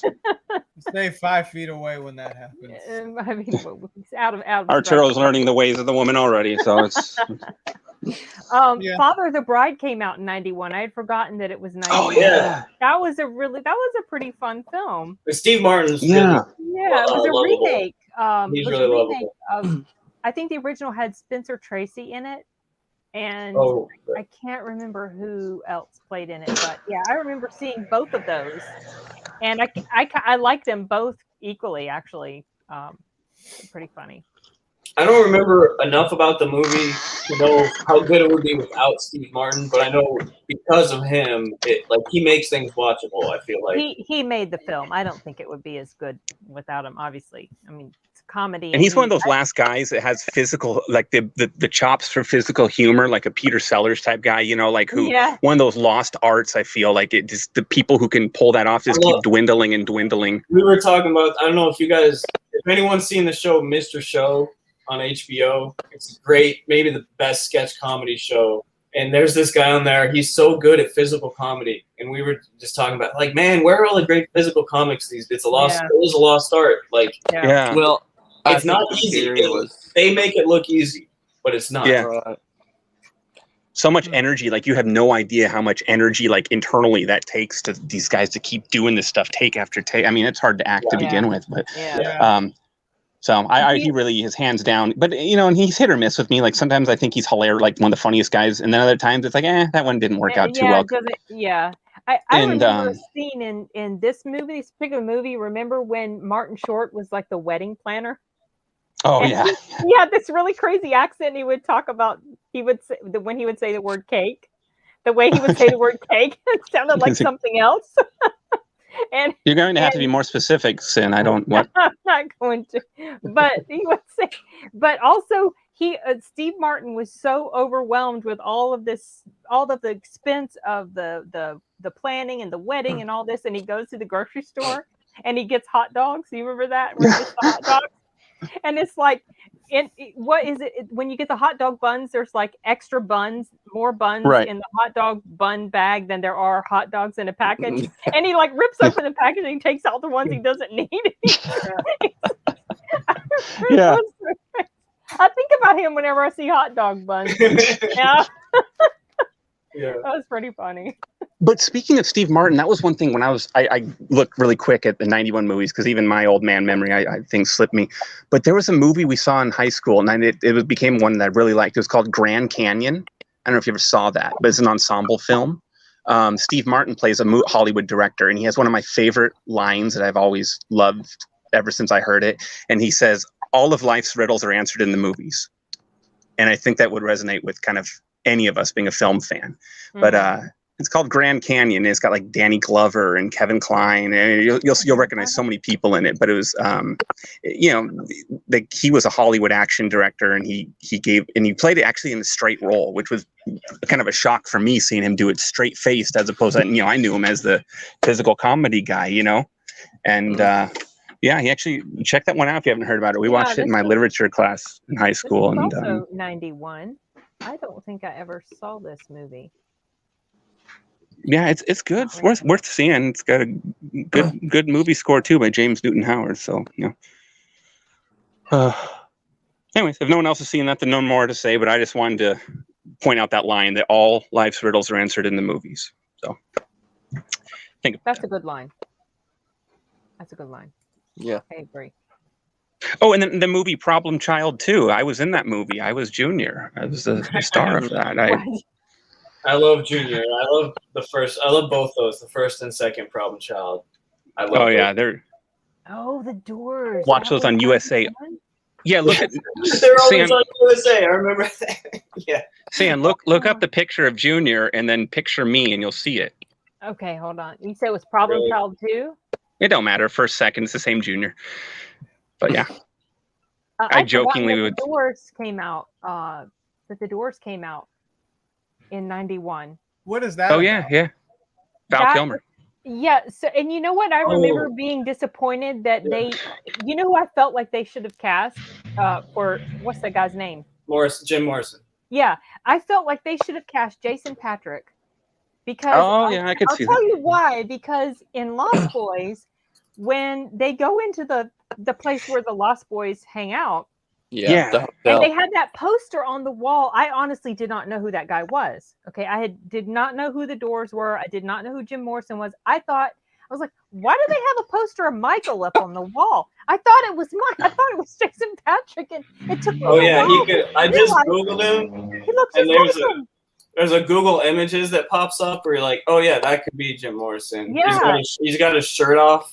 Yeah, I always felt like they should have cast him. I mean, Val Kilmer, I never saw the movie because I had zero interest, but he looked like he did a pretty good job. In the role. I'm not a Doors fan by any means, but it's like I saw it not even liking them, and it's a good movie, just like it excels as a film. But and speaking of, before you leave, Jason Patrick, in 91, he came out with a really good movie called Rush.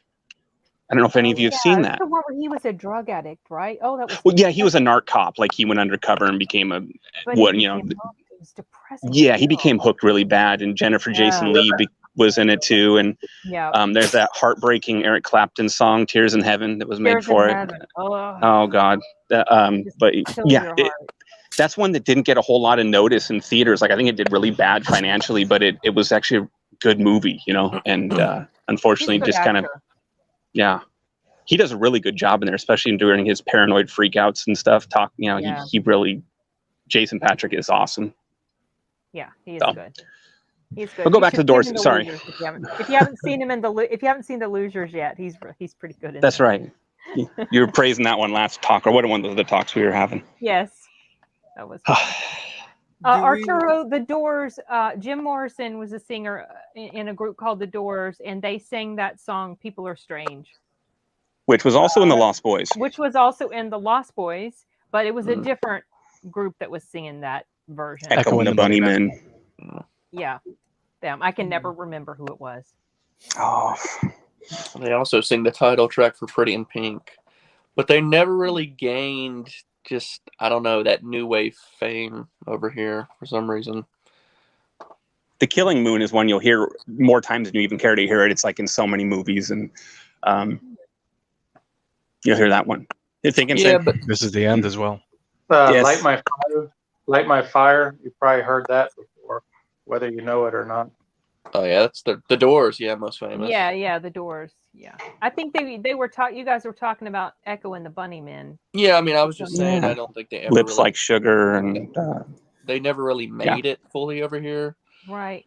In my opinion. Are they still together? Are they still around at all? Yeah, they actually put out an album, and it actually came out on cassette tape too. So. Oh my goodness, throwback. So I paid attention to it. Of course. Okay, cool. I know you were wanting to sort of venture into shows, Arturo. I couldn't tell you. Yeah. So has anybody heard of Dinosaurs? Oh yeah. Oh yeah. Not the mama. Yeah. Was that the one that ended like this horrible ending to it? Is that the one? I think so. Probably. Like they all go extinct or something? Was that the one? Spoiler warning, the dinosaurs die. Yeah. Oh, jeez. I've never seen it, but I've heard about it. I had toys for it, and they were kind of like rubber. And I remember I thought the Robbie, his name's Robbie, I believe, the first son, the teenage son, his Letterman jacket. I thought he was really cool looking dinosaur. There was something here called Step by Step. Has anybody heard of that one? Oh yeah. I remember that. Who was the girl that played in there? Wasn't it kind of like a mixed family? Sort of like a Brady Bunch-ish type of thing. Was that Suzanne Summers in there? She's got blonde hair. Suzanne Summers?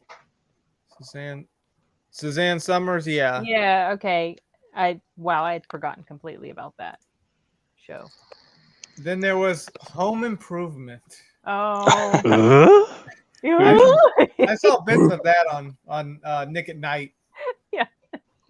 And remember, the first season had Pamela Anderson as the Binford girl. So that's right. That's right. I had forgotten about that, but it's true. Oh yeah, I know. That was obviously we talked about that. That was Robin Hood. Incidentally, that song was a song that when my husband and I first started talking with each other, conversing, we first met, and his English was very broken. Let's just say that he's completely fluent now. But he knew that song, so we used to like sing it to each other. So corny. Sing it to each other. I have never heard of this, Mom. No, you're hearing it now. and so that was one of the songs we had. My friend played at our wedding. So it's kind of like and Bridge Over Troubled So when your husband talks, is it like Bryan Adams that you picture, or has that gone away? Or vice versa. Neither one of us. Yeah, exactly. When that comes on the radio, it's Yeah, so that's what I think. He's about right there. Sorry, Arturo, you keep popping the comments, and I keep we both keep popping the comments up. Okay, Would you stop touching it? Yeah, he was very young when he died. Yeah. Wow. Now, one childhood show that Corey and I used to watch, The Rugrats, came out this year. 91. Wow, 91. Wow. Probably. I was noticing a lot of I guess Nickelodeon was blowing up this year because they had a lot of shows previewed that year. This is really, in my opinion, the greatest decade for cartoons, because this is really when the channels were coming in, other than just Saturday morning cartoons. You were getting Cartoon Network, you were getting Nickelodeon, and they were getting the rights to all these old school cartoons, and then also making their own cartoons. Yeah. I mean, I jotted a list down, and it looked like most of them were Nickelodeon shows that were pretty popular. Which one? Yeah. Tell us. Pete and Pete, Clarissa Explains It All, Salute Your Shorts, Doug, Rugrats. Ren and Stimpy. And Ren and Stimpy. Ren and Stimpy, yeah. I think Rugrats is the best Nickelodeon. Yeah. There was also Super Mario World TV series. Is that why you're wearing the Luigi hat? Well, no, I just randomly that came out of nowhere, so I didn't. But hey, there was something that came out this year that you just wanted to have. I mean, remember Salute Your. What? We're saying Salute Your Shorts. That was a perfect tie-in because I don't know if you noticed this, but in Terminator 2, his John Connor's friend, the one, hey, have you seen this boy? And that guy. That kid with the red mullet, Montana Max, the voice of him, but he was in Salute Your Shorts. He was Budnick. Oh, yeah. Okay. I never saw. And that's what we always knew him for. And then all of a sudden you watch it.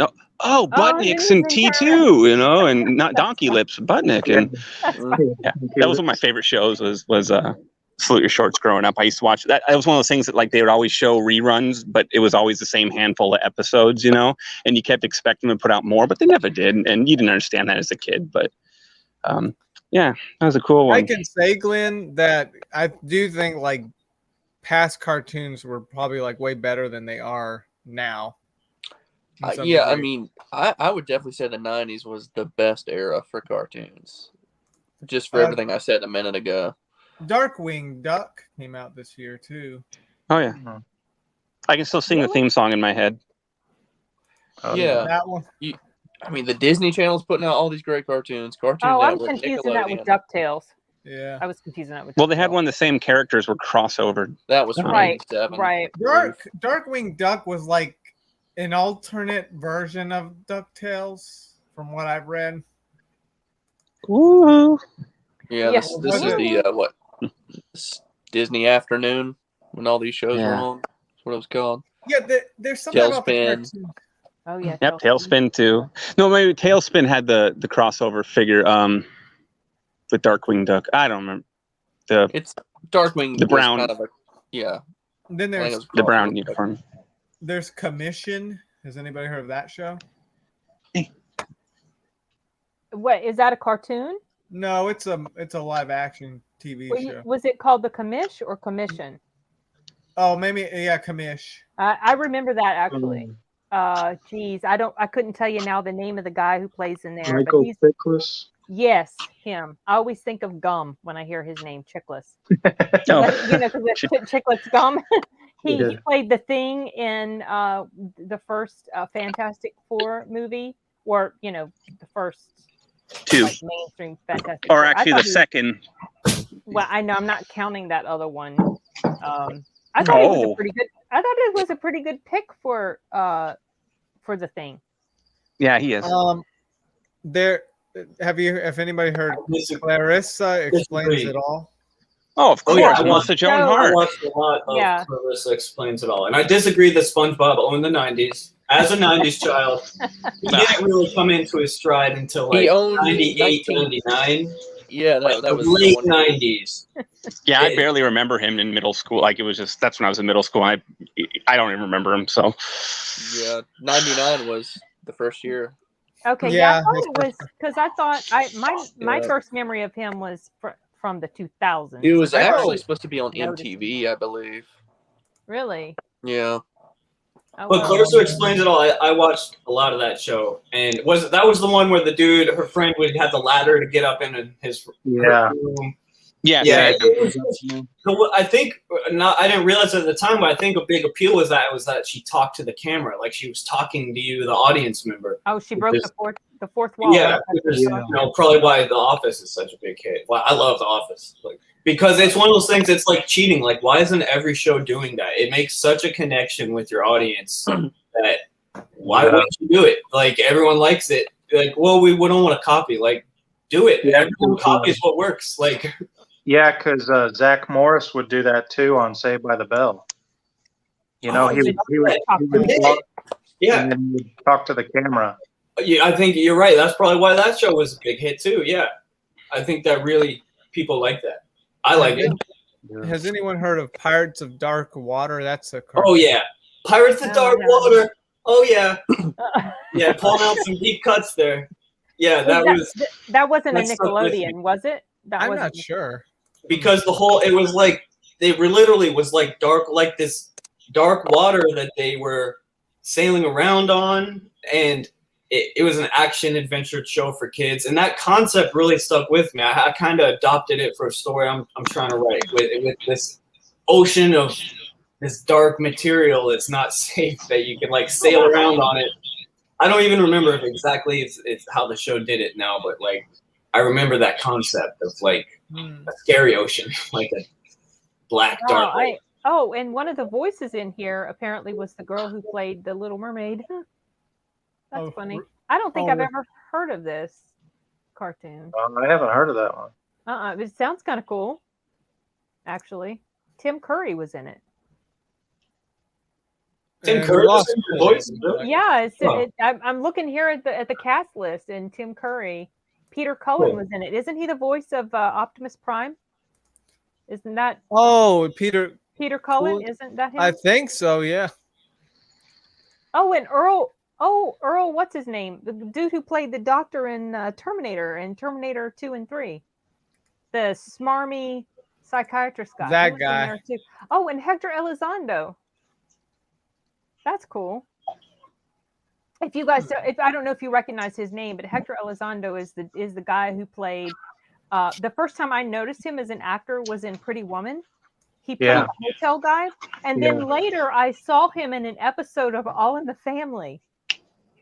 He played this Puerto Rican guy that gets stuck in an elevator with Archie. That is such a hilarious episode, you guys. I just remember in there Archie had said something snarky because Archie he was a butt, and I remember Hector Elizondo's character was like responding to him, and I can't remember, he was like going like 1 2 or whatever, and he gets to this one part and he tells him to shut your face or something like that. It was just kind of... There's a chatter here. Dan DeCastro, that was 1987. Dirty Rotten Scoundrels was 1987. I'm just answering the chat. Okay, yeah. I remember that movie, but totally forgot what year that came out. And we probably that was actually really good. Yeah, I remember liking that. I only saw it once, but I liked it. I thought it was pretty funny. Well, they remade it as The Hustle just like a year or two ago with Rebel Wilson and Anne Hathaway. It was basically a scene for scene kind of remake. Right. Which they did pretty good, but did Corey is completely gone, and I don't know if it's I sent him the invite again. Internet issues. So do we do a top 3 this year? Yeah, sure. Because I was actually going to ask what was everybody's favorite, or at least your top one. There's no sense in asking me what my favorite is. Well, yeah. But yeah, so let's do top 3s. What is everybody's top 3? We'll start with you, Joe, since you brought it up. So I had T2 and Cape Fear in there, and then a movie we haven't discussed yet that I don't know how many of you have seen it, but it's a guilty pleasure of mine, and it's called Nothing But Trouble. Oh, yeah. I have seen that. Yes. Oh, it looks good. I forgot all about that movie. People think it's either the worst thing they've ever seen. Is it like a weird like horror movie? Like they end up in this weird like I don't even know, like carnival, not even carnival, like horror. Kinda, yeah. Okay, I saw that movie on TV once, and yeah, it was so weird, but I watched it, and it was interesting and funny, and I had no idea what was going on. It's kind of gross. Dan Aykroyd in there is like a scene stealer, but like again, like a Danny DeVito kind of grossness. You know what I mean? Like oh god, he's doing great, but he's disgusting. And Chevy Chase and Gimme More are awesome on there. So I've seen it. Not to talk over you, Joe. I love that movie. It's funny you bring it up. So that's great. Good. I'm glad somebody's seen it, but it was buried in my head. Yeah.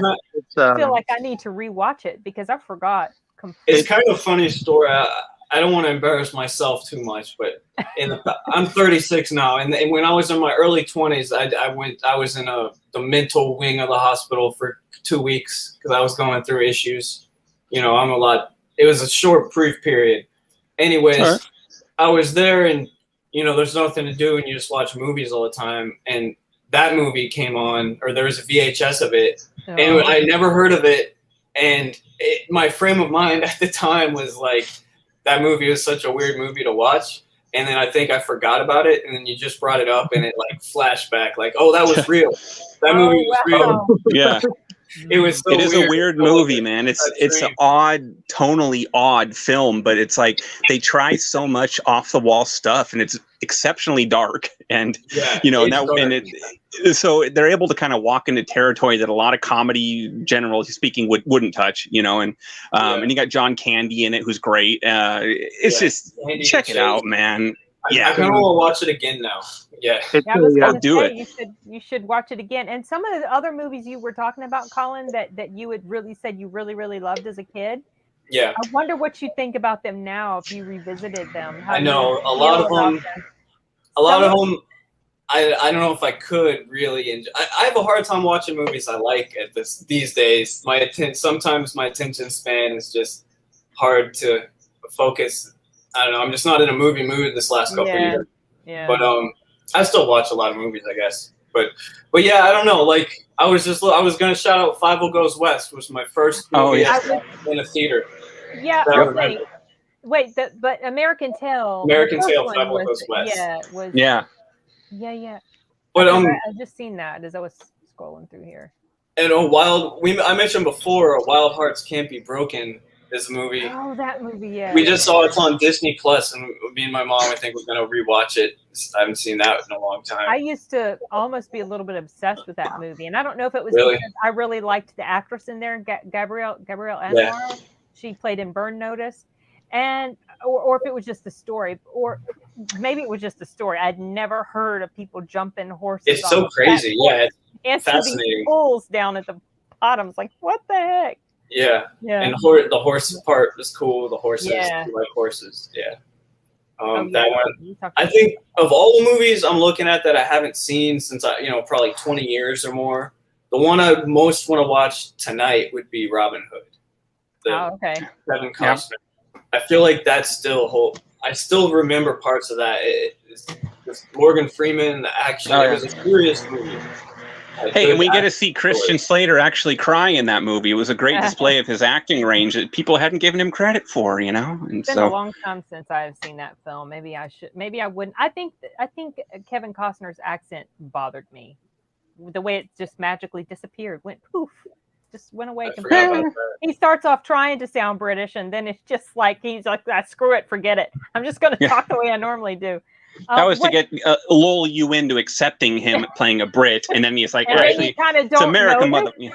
Like when you just don't notice that he's not talking that way anymore.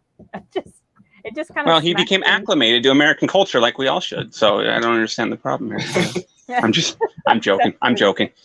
Okay, so I got distracted a little bit by something in the comments. I didn't know what Dan was talking about when he mentioned November 24th, 1991, and then he brings up Freddie Mercury. So I think actually that was the first time I ever heard of Freddie Mercury was when he died. Or I think maybe when he died, because I didn't listen to Queen. I'd heard Queen but had no idea who they were. So anyway. It's like Amy Winehouse when she died, like that the week after I became her biggest fan. Oh. So it's like, who is this person? I never really checked them out and then you become fascinated by them. And then once I did, I was like, how did I never check her out? It's so awesome. Apart from Freddie Mercury, 91 was an amazing year for music. Yeah. I think music came out in 91. Didn't Michael Jackson put out something?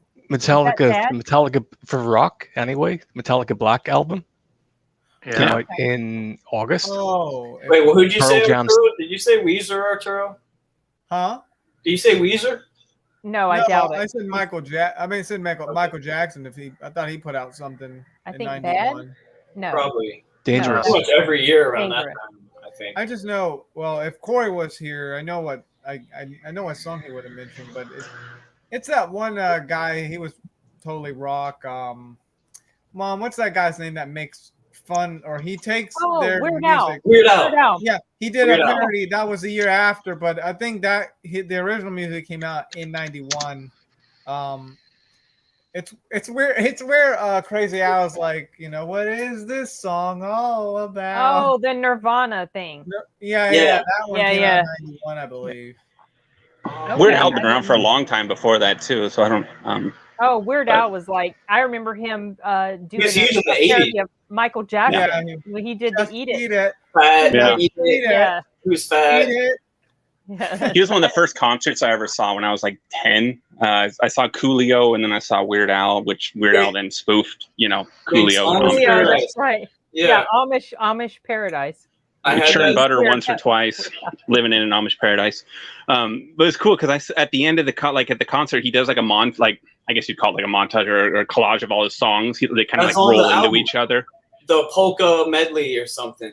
Yeah, it's on and it's he runs off stage, switches costumes, and then comes out in a different costume. Like it's like you're watching it all at once. Like he would be in the fat suit bouncing around up there, and then all of a sudden he's in like whatever, you know what I mean? I just remember that as a kid, and I was like so impressed. I've never forgotten that. So yeah, dude's awesome. Weird Al's awesome.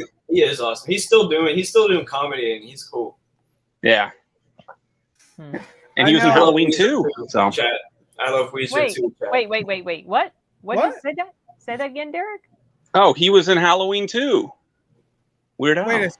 Wait. Halloween 2 or Halloween as well? The one Rob Zombie's Halloween. So I was going to say 2. I forgot he was in there. Oh yeah. Sorry, I point out all the horror movie, all the Halloween alumni, since that's one of our. I saw Rob Zombie's Halloween 2 only once, and I didn't remember who he played. That's an acquired taste of a film. It's a very unpleasant movie. I saw it at the drive-in, and it was such a dark movie. I could hardly tell what the hell was going on half the time, on the drive-in screen. So it was like. It was a step down from his first one, I felt like. And his first one was a step down from everything. So, anyways, no more Halloween. That was it. That was my comment. So. I know my favorite. So yeah, as I was saying. Yeah, go ahead. 91 had The Fall That Rocked the World. Metallica Black came out in August 12th. Yep. Okay. Pearl Jam 10, August 27th. Use Your Illusion 1 and 2, September 17th. And then Red Hot Chili Peppers, Blood Sugar Sex Magic, and Soundgarden Bad Motorfinger came out on September 24th. Oh, 2 good months then. Especially for Seattle rock there, guys. That's where I hail from. So, Presidents of the United States of America, right around. I was just listening to the other day. They're not like those bands. You just admit they're not cool like those other bands. Was that the Red Hot Chili Peppers album that you mentioned? Is that the one that has that song that they played? Under the Bridge. Oh yes, my gosh, I hated that. I got so sick and tired of hearing that song. And seeing the video, you know, when he's running, and I'm like, why is he running with his shirt off through the? I mean, what is this about? And then when we were doing a homeschool co-op where a bunch of the homeschool families in our area would get together and we'd do these classes together, one of the ones that my kids went to at the time was about music and music lyrics. And the girl who taught the class, one of the homeschool mothers, she highlighted that particular song. And so now that I know what it's about, I appreciate it a whole lot more. Wait, which one was that? Well, it was the class that Bobby did. What? Yeah, well, yeah, I remember that, but how did the song go? Oh, geez, I don't even want to try to sing it. One of you guys do it. You'll sound better than me. Because I don't remember how it went. Take me to the place side. The Under the Bridge, yeah. Dave. Friend. Is where I lost my only friend under the bridge. It's basically about the city I lived in. The city of angels, lonely as I am, together we cried. Yeah. It's a little too sappy for me. They have some good rock songs, but that song, Californication, is even worse, I think. Viva California. Just, no. Yeah. They do rock, though. They have rock and roll songs. What were you trying to say, Joe? My phone's about to die. For some reason, my charger's not working, so it's on 1%. So, no. You're about ready to disappear on us. It's been fun. What's your 3 of 91? 3 of 91. Hi, Joe. Thank you for showing up. Thanks, Joe. Take care. Take care. All right. Well, I guess who could say 3 of their favorite films of 91? Okay, so Joe told us Joe told us his, so he made it just in time. Okay, well, maybe we can go clockwise then. What's yours, Arturo? You haven't seen many films from 91. Well, okay, hold on. I've seen... You'll pick the two you've seen. Those will be your favorite. Okay, I've seen Terminator 2, obviously. And were you born yet, Arturo? Huh? Mm-mm. Oh, okay, never mind. Wait, what? He was asking if you'd been born yet in 91. No. They wouldn't have had time to be such a big T2 fan. No. Well, Sin had to think about it. Wait, what year? She was too busy being obsessed with T2 in 91.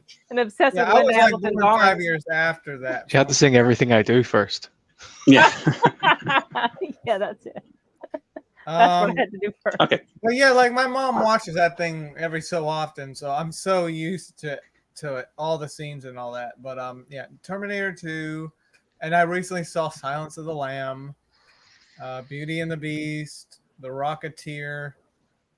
Well, you're supposed to just pick 3. I know. Those are the 4 that I know I've seen, but okay, so it's not like you got a lot to choose from. Your top 3 of the 4 you've seen. That's a pretty easy decision there. You just got to kick one out. Right. yeah, I gotta kick one out. Goodness. You can't do a top 5 of the year. Yeah, probably. Okay, so probably Terminator will be 1, and then Silence of the Lamb would be 2nd, and then maybe Beauty and the Beast would be 3rd. Okay. Cool. Oh, now it's my turn. Well, Yeah. we already know what. Well, you already know what's number 1. So that's not even. So I would say probably now, as of now, this point in my life, probably number 2 would be Silence of the Lambs, and number 3 would be Dead Again. I think. As much as I liked Beauty and the Beast, I've kind of moved away from that sort of thing. I maybe 15, 20 years ago I would have picked it, but now I think Dead Again. Time changes people. Yeah, it does. So, okay, Simon, your turn. Well, I'm going to basic bitch it for the top 3. So instead, I'm going to give a shot at the 3 of the worst sequels of all time. I noticed on the list. Okay. This is interesting. Return to the Blue Lagoon. Oh, yeah. Oh. Well, what's that? I didn't know that. Is that Brooke Shields? No, I that think was Mila. That was Mila. Yeah. Oh, Mila Jovovich. Oh, yeah, she was in that. I love Mila too, but oh man. Well, I mean, you got to do what you got to do to make it. Yeah. The second is Mannequin on the Move. Oh yeah. Which I've never seen. Oh, Kirsty Swanson's in that, man. Mm-hmm. Oh, she was in that. Okay. Major League Babe, bro. She's totally, fresh, man. And the most disappointing of the lot, Highlander 2, The Quickening. I knew it. As soon as you said sequels, man, I thought The Quickening. Yeah. It's coming up. Yep. Oh. I never saw that. Do you like it when they're aliens or not aliens? I like it when I don't watch it. Oh, cool. That was actually on TV today.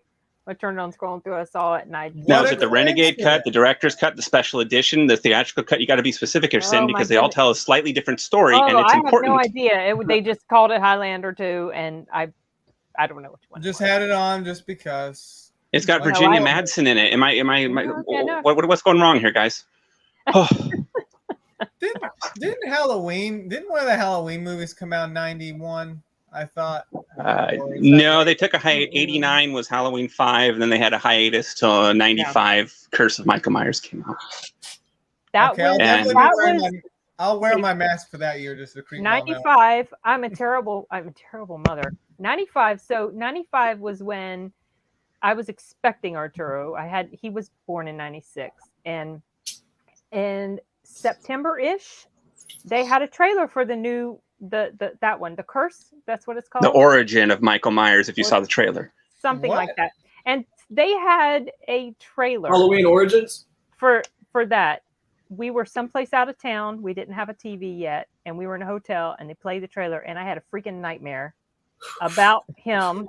You always have a freaking nightmare. I was pregnant with you, had a nightmare about him. And then the next year, you come along, then the movie comes along on VHS, and you're like 6 months old, and I decide to watch the movie, and I'm holding you while I'm watching the movie, and you start crying during the movie, during a scary part. And I guess it was maybe the music kind of scared him because, children can be real sensitive to that.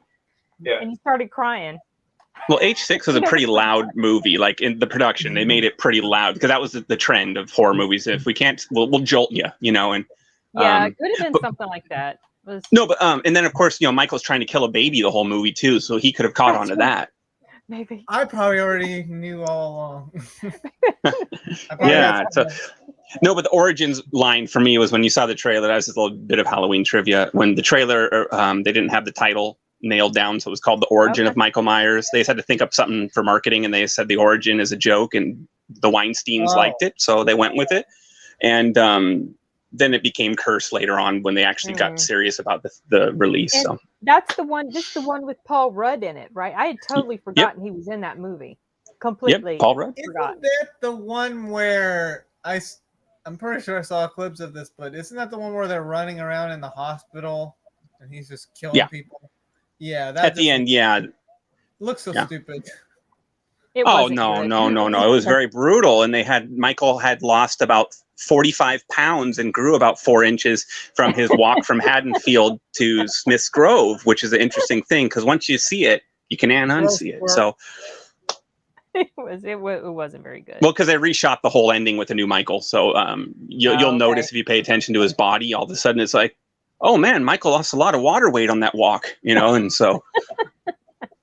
I just remember poor Donald Pleasance had died, I guess, after they filmed it, and so that was kind of sad.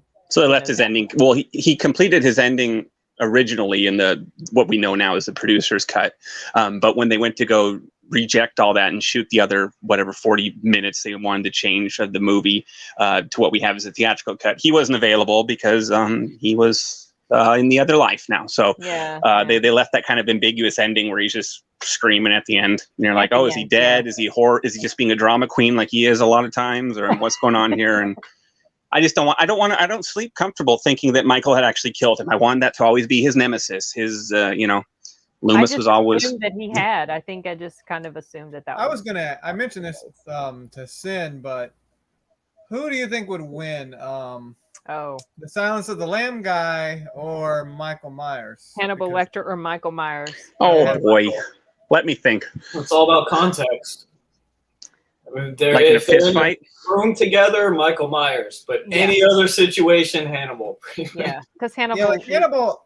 I know Michael Myers he's pretty dead inside, but I think Hannibal Lecter. I think he's smarter than Michael.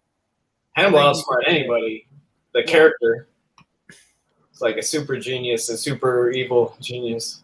But you should go into some of the Halloween groups where there's like fanatical people like obsessed with Michael, and it's always like, who would win, Michael versus Jason, or something like that. They'll pick something, and they just go, and of course the answer always has to be Michael, or they just go total stupid. They have like meltdowns. I mean, you basically have people go, who would win, Michael Myers versus a hurricane? Michael Myers, no. And it's just like you can't make this stuff up, So it's always kind of funny to me. I would think Freddy Krueger would win because he's supernatural. If you just don't count Michael Myers. Well, Michael is now. I mean, in some of the like pretend like none of that happened. Just Michael Myers is a regular person. Okay, I've been wanting to ask you, Sin, because you said you were all excited about the Halloween Kills preview. Does that mean I'm not going to watch the trailer? That's how much anticipation I have for this. But does that mean that you really liked the last one with Jamie Lee Curtis? Oh yes, I loved it. I thought it was really good. I saw it. Yeah. The movie, I saw it on the big screen 4.5 times. Really? Yeah. I just ignored it because I just ignore all the reboots. Like unless I hear something good, like you said. It's really good. I might check it out then. Oh no, it's really good. So I like the first Halloween, and I don't like Halloween 2 very good, but I really did like Halloween H2O, the one that they made in '98. That was the first one I saw. I was like 12. I really enjoyed that. I thought it was quite well done. And so then when they did this other one, the one Rob in Zombie? the one in 2018. Oh, okay, the last one. Right. They basically said everything after the first Halloween doesn't count. Okay. Scratch it, forget it. They're not brother and sister. It's not. Right. He's just this crazy guy. But it so was, the first one counts, and the then first one counts. Everything the else doesn't. I thought they did such a good job. I was really afraid it was going to be stupid. You know, okay, now I want to see it. And I went to see it, and I was like blown away. I was so. It gave me chills. You can think of Halloween as the third Halloween, which is the sequel to Halloween, which is actually Halloween 2. Wait. After Wait, the what? Because there's been 3 Halloween, so this is the third Halloween. Is H2O the first one? Yeah. This you talking about this particular one that's coming out this year would be like the third Halloween. Is that what you mean? Yeah. Or did I misunderstand you completely? There's been 3 movies called Halloween. Yeah. The Rob Zombie one counts? Halloween. They're all called Halloween, though. Yeah. So the third movie called Halloween is Halloween 2, which is the sequel to Halloween 1. I got the sequel to Halloween. Right. Yeah. There's Halloween, and now Halloween. It's like a riddle. If you pay attention, it makes sense. Yeah. Okay, I guess it's just too late for me. 3 Halloweens with just completely Halloween. going over my head. I'm a little 2 slow. Halloweens with number 2 beside it. Right. Mm-hmm. Well, they're saying there's 3 movies named Halloween. The third of which is the sequel to the first of them. Correct. Big tongue twist and riddle there, but it makes sense. Maybe I'll get it tomorrow. 2018 one Halloween. But I just looked it up, and it's really interesting that it's co-written by Danny McBride, who's a really funny comedian. And I didn't know he wrote horror. If this is his first foray or what, but Danny McBride, I don't know if you guys know him, he's really funny. Really funny actor. I think I have a vague recollection of hearing that he was in comedy. You know, and it surprised me, you know, that he been. Surprised me he co-wrote this, because I guess he co-wrote it with I think the guy he works with on a lot of his comedy shows, David Gordon Green. Yeah, that guy. I only know him through Danny McBride's comedy stuff as well. So it's like, wow, that's surprising. I wouldn't guess. Let me know what you think if you get around to seeing it. Glenn, yes. So what happened is they had said they were going to do 3 more movies, but they only filmed the first one, like the 2018 movie, because I guess they wanted to be sure it was going to do okay. And it did very, very well. So then they're like, okay, we'll finish. So the next one's called Halloween Kills, and then the third one's called Halloween Ends. And so when they filmed those both together. And they better not screw it up. Halloween Kills was supposed to come out last year, but then because the world ended, then they bumped it to this year. So the trailer for this upcoming film was recently released, and it's gotten, from what I can tell, it looks like it's gotten a lot of good buzz, but I have not watched it. So I'm not going to watch it until after I've seen the movie. I don't want to know anything. They better not screw it up, you know. I hope not. But no, I think they'll do really good. This one, I know you haven't seen the trailer, Sin, but it looks just, and they had been bragging this, but it looks exceptionally brutal. Like Michael's really ramping it up, and hopefully it reminds me of like a lot of us like Halloween 6, The Curse of Michael Myers, when he was kind of exceptionally brutal in that film. Like it stood out. He was more almost what you'd think of killing people like Jason does, like twisting heads around and stuff like that. So he looks very brutal here. So, but I won't spoil anything else. Like, I mean, you can just tell from the trailers. I'm just saying it looks like a much more gory film, and hopefully it doesn't get into Rob Zombie where it gets just so gory, it's just dirty. You know what I mean? Where you're kind of like, this is just unpleasant. I hope he doesn't wander into that territory, but I think they have restraint, so I'm not too worried about it, to be honest. Hope not. See, that's one of the things I was worried about with 2018, was that it was going to just be over the top and ridiculous. That's why I stopped liking. I mean, I watch them all. I enjoy them all to a point, but as far as liking them, the source material, I'm not crazy about 2 or 4 is okay, but I don't like 5 and 6 because it just got really silly and ridiculous. Yeah. And I just hope they don't go there with that, where there's a murder every 2 minutes. After that, it just kind of. And I hope. Effect. Oh, go ahead. No. It was going to be. I realized I shouldn't even have said it because it's a spoiler in the trailer, so I'm not going to say it. But go ahead. You're up, Archer. Well, I was just going to get us back on track. Who was going first for 3 of 91 films of '91? Oh, it's Derek's turn. Derek's turn. Oh, my basic bitch. 3 is Terminator, Terminator 2, Silence of the Lambs, and New Kids on the Block. Oh, wait, Or not New Kids on the Block, fucking Boys in the Hood. Wait, Wrong. that didn't sound right. Hanging too tough there, man. You got the wrong one. Yeah. I was reading up on music from '91, so. That's pretty good, though. That's good. Boys in the Hood. That's funny. Okay. Wait, I missed the second one. You said T2, Boys in the Hood, and what was?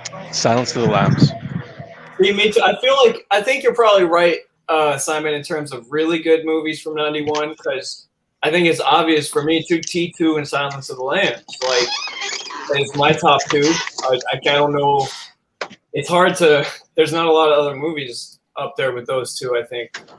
Like, I couldn't really. I don't have a solid third pick. Like, I was gonna throw Robin Hood out there, just because there's a lot that I could say, but those two I know. Like, I will still watch those movies multiple times in the future. Not like I have to, but I would. I think it's okay to pick ones that you just say, you know what, I can go back and watch this one a million times over, and as opposed to saying that I know that a film is a better technical film and a better made film, and I just don't enjoy it as much. You know, it's okay. So. Yeah, and those are the only two I know I would want to watch more. And a lot of the other ones, I'm like, I've seen them once. I don't know. You're good. It might be nostalgic or fun to go back to, but yeah, not a lot of great movies unless there's some I forgot about that none of us brought up, but probably not. It's also weird. I don't really watch a lot of foreign movies, but there are the random foreign movies that I see that I like. I don't know. I feel like most of them have come out though in the last 20 years. Probably not a lot from the 90s. It's something like Akira. I don't know if stuff like that always pops up, but there's random movies like that those are really good too. That creaking was probably my screen door. I apologize, but it was perfectly timed. I said that I thought it was your part? door, and then Jeff's like WD-40, Derek.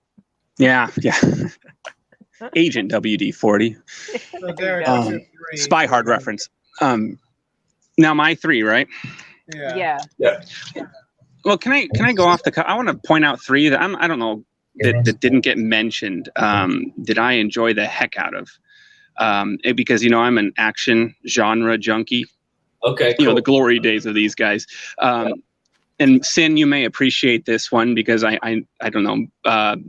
Double Impact with Jean-Claude Van Damme. I did see that actually, and I was going to mention it, and then I forgot because we were talking about all these others. Yeah, that's the one where he played twins, right? Yeah, one of the many times he played two twins or two characters. Right. He played a clone in Replicant, which actually I really like that movie. I think that's it's actually a good movie. Yeah, he's proven himself to be a good, pretty decent actor. But you know what I thought was also cool about that one? I was hoping you with having the love of old fitness and Olympians and stuff like that. Yeah. Remember the female adversary in that movie was Corey Everson. Do you remember her? No, I completely forgot she was in that. I've only seen that movie, I think, one time. But she's got one of those amazing female physiques that still, I got some of her workout tapes that I'm awesome. selling on Amazon because I don't really use them anymore. But yeah, her physique is amazing. Yeah, and she still looks good for being 50 something, whatever however old. She's almost 60 now, and she's still still kicking butt. But I like that movie a lot. I used to watch it on TV all the time on TNT as a kid. I completely forgot she was in that. And I didn't appreciate that until I was older that she was that. Because obviously I watched it, but I had no idea who Corey Everson was. It was just Van Damme looks really cool. Being able to kick people in the face 10 times. You know what I mean? And no, so as I got older, I appreciated Corey Everson. Just like if you watch Iron Eagle 3, has Rachel McLish. If you remember her, she was the first Miss Olympia. I remember. I know who she is now. Yeah, right. I know who you're talking about, but I didn't. You've seen her, but I'm just whether the name clicks with it. So yeah, she's got she's brunette, right? Yeah, and she's native a bit, so she's got very tan skin and very pretty woman. But she had one of the first muscular female physiques that was kind of in pop culture. Okay, so I like Double Impact, and if maybe you guys are Van Damme fans, maybe not, take him or leave him. I don't know, but it's an entertaining movie. Yeah, he's cool. Okay, I never watched a lot of those, but I like them. I just never got around to seeing all of them. But yeah, it's good. Action's always good. And if he was overshadowed in '91 by Lyndon Leslie Hamilton, though. Yes, he was. Well. I liked him in Universal Soldier. I really love. Oh, that's a great movie, but yeah. He's good in that. But he's one of the few times I saw where I thought I liked Dolph Lundgren even more in Universal Soldier because he was just such a scene stealer. Like he was just chewing. He could tell he was having a great freaking time making that movie, and it just everything was just so over the top, and he had all these one-liners. And where Van Damme was more reserved, he was kind of like a shell. You know what I mean? Like he was very timid. Where Dolph was just fun. And you see a lot. And if you look at all the Unisouls, even though a lot of them didn't get screen time outside of Dolph, they're all like former Olympians or professional fighters. Like they're the heavy hitter kind of guys. Okay. Like Ralph Moeller, you'll see him in a lot of pictures with Schwarzenegger. Him and they're still buddies to this day. Back in the Olympian days, and Franco Columbo, those guys. But anyways. Universal Soldier's great, but I think that's another year, so we can't. That was I kind of went on. We were talking about Jean-Claude. Yeah. Okay. So I liked Double Impact, and then I love this. Now here, this is going to be a tonal shift. Thelma and Louise. Oh, okay. I know. Okay. I didn't even notice that was 91. Yeah, we touched on that briefly. I had forgotten that was 91 as well. I don't even remember if I have seen that entire movie. I was underwhelmed by it. They just didn't do much for me at all. I saw it like once as a kid, like I don't know why I was just going through my dad's video collection. I just picked a movie and put it in like I was like 12, I think. And I watched it and I thought it was just really a very emotional type movie. And I didn't even view it like nowadays there's all this, it was the feminist woman experience of the American housewife with the husband who doesn't care. I'm like, I didn't see any of that shit. I was watching and I felt bad for him. And then the ending at the end where it was just like, you're just like, oh, that was sad, I thought it was a great movie. I read the making of book with it called Off a Cliff. Came out a couple years ago. And I remember it was really big. I remember it was a big deal back in the day. Wasn't Brad Pitt in that? He was. That was his debut, I think. Yeah. I thought so. He was like. And that movie had a lot of good people up for the role. I know even I think it was Dylan McDermott tried out for it, and he didn't get it. They had pretty much anyone who became a star in the 90s was up for that role. Any male guy, who became like a handsome heartthrob, he was up for that role.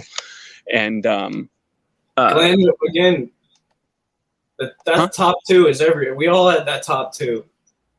T2 and Silence of the Lambs. Yeah. It is a good movie. It is a very good movie. I do enjoy it. I'm just being different. Wanted to pick something different. Good. So what is the thing? Is it that female friendships always end up in mutual self-destruction? Is that what the theme is? I think so. Yeah. Female friendship is mad, just like nuclear, mutual destruction. You heard those terms in political science, right? Well, it's actually just written about the female on female hate. So that's it. Yeah. But it's best if we just blame men to keep it divided. Of course. Right. I mean, that's the way it goes. But I like that part with Gina Davis where she, like, if anyone's had like a huge life change, kind of as an adult, I saw it more like where she just says, something crossed over in me and I can't go back to living that way. I wouldn't know how. Something's different. And I thought stuff like that really resonates, even though they have to tell a quick story. But I don't know. I think it's just a good film, and I really enjoy that one. I saw it as a kid, and it's stuck with me over all these years now. So. Yeah, a lot of people like it. I know. Okay. Line I never forget from Point Break was, "I take the skin off chicken," because I remember thinking, "Why would you do that?" The best part. Take this. Oh, I forgot about that. I only saw that movie once.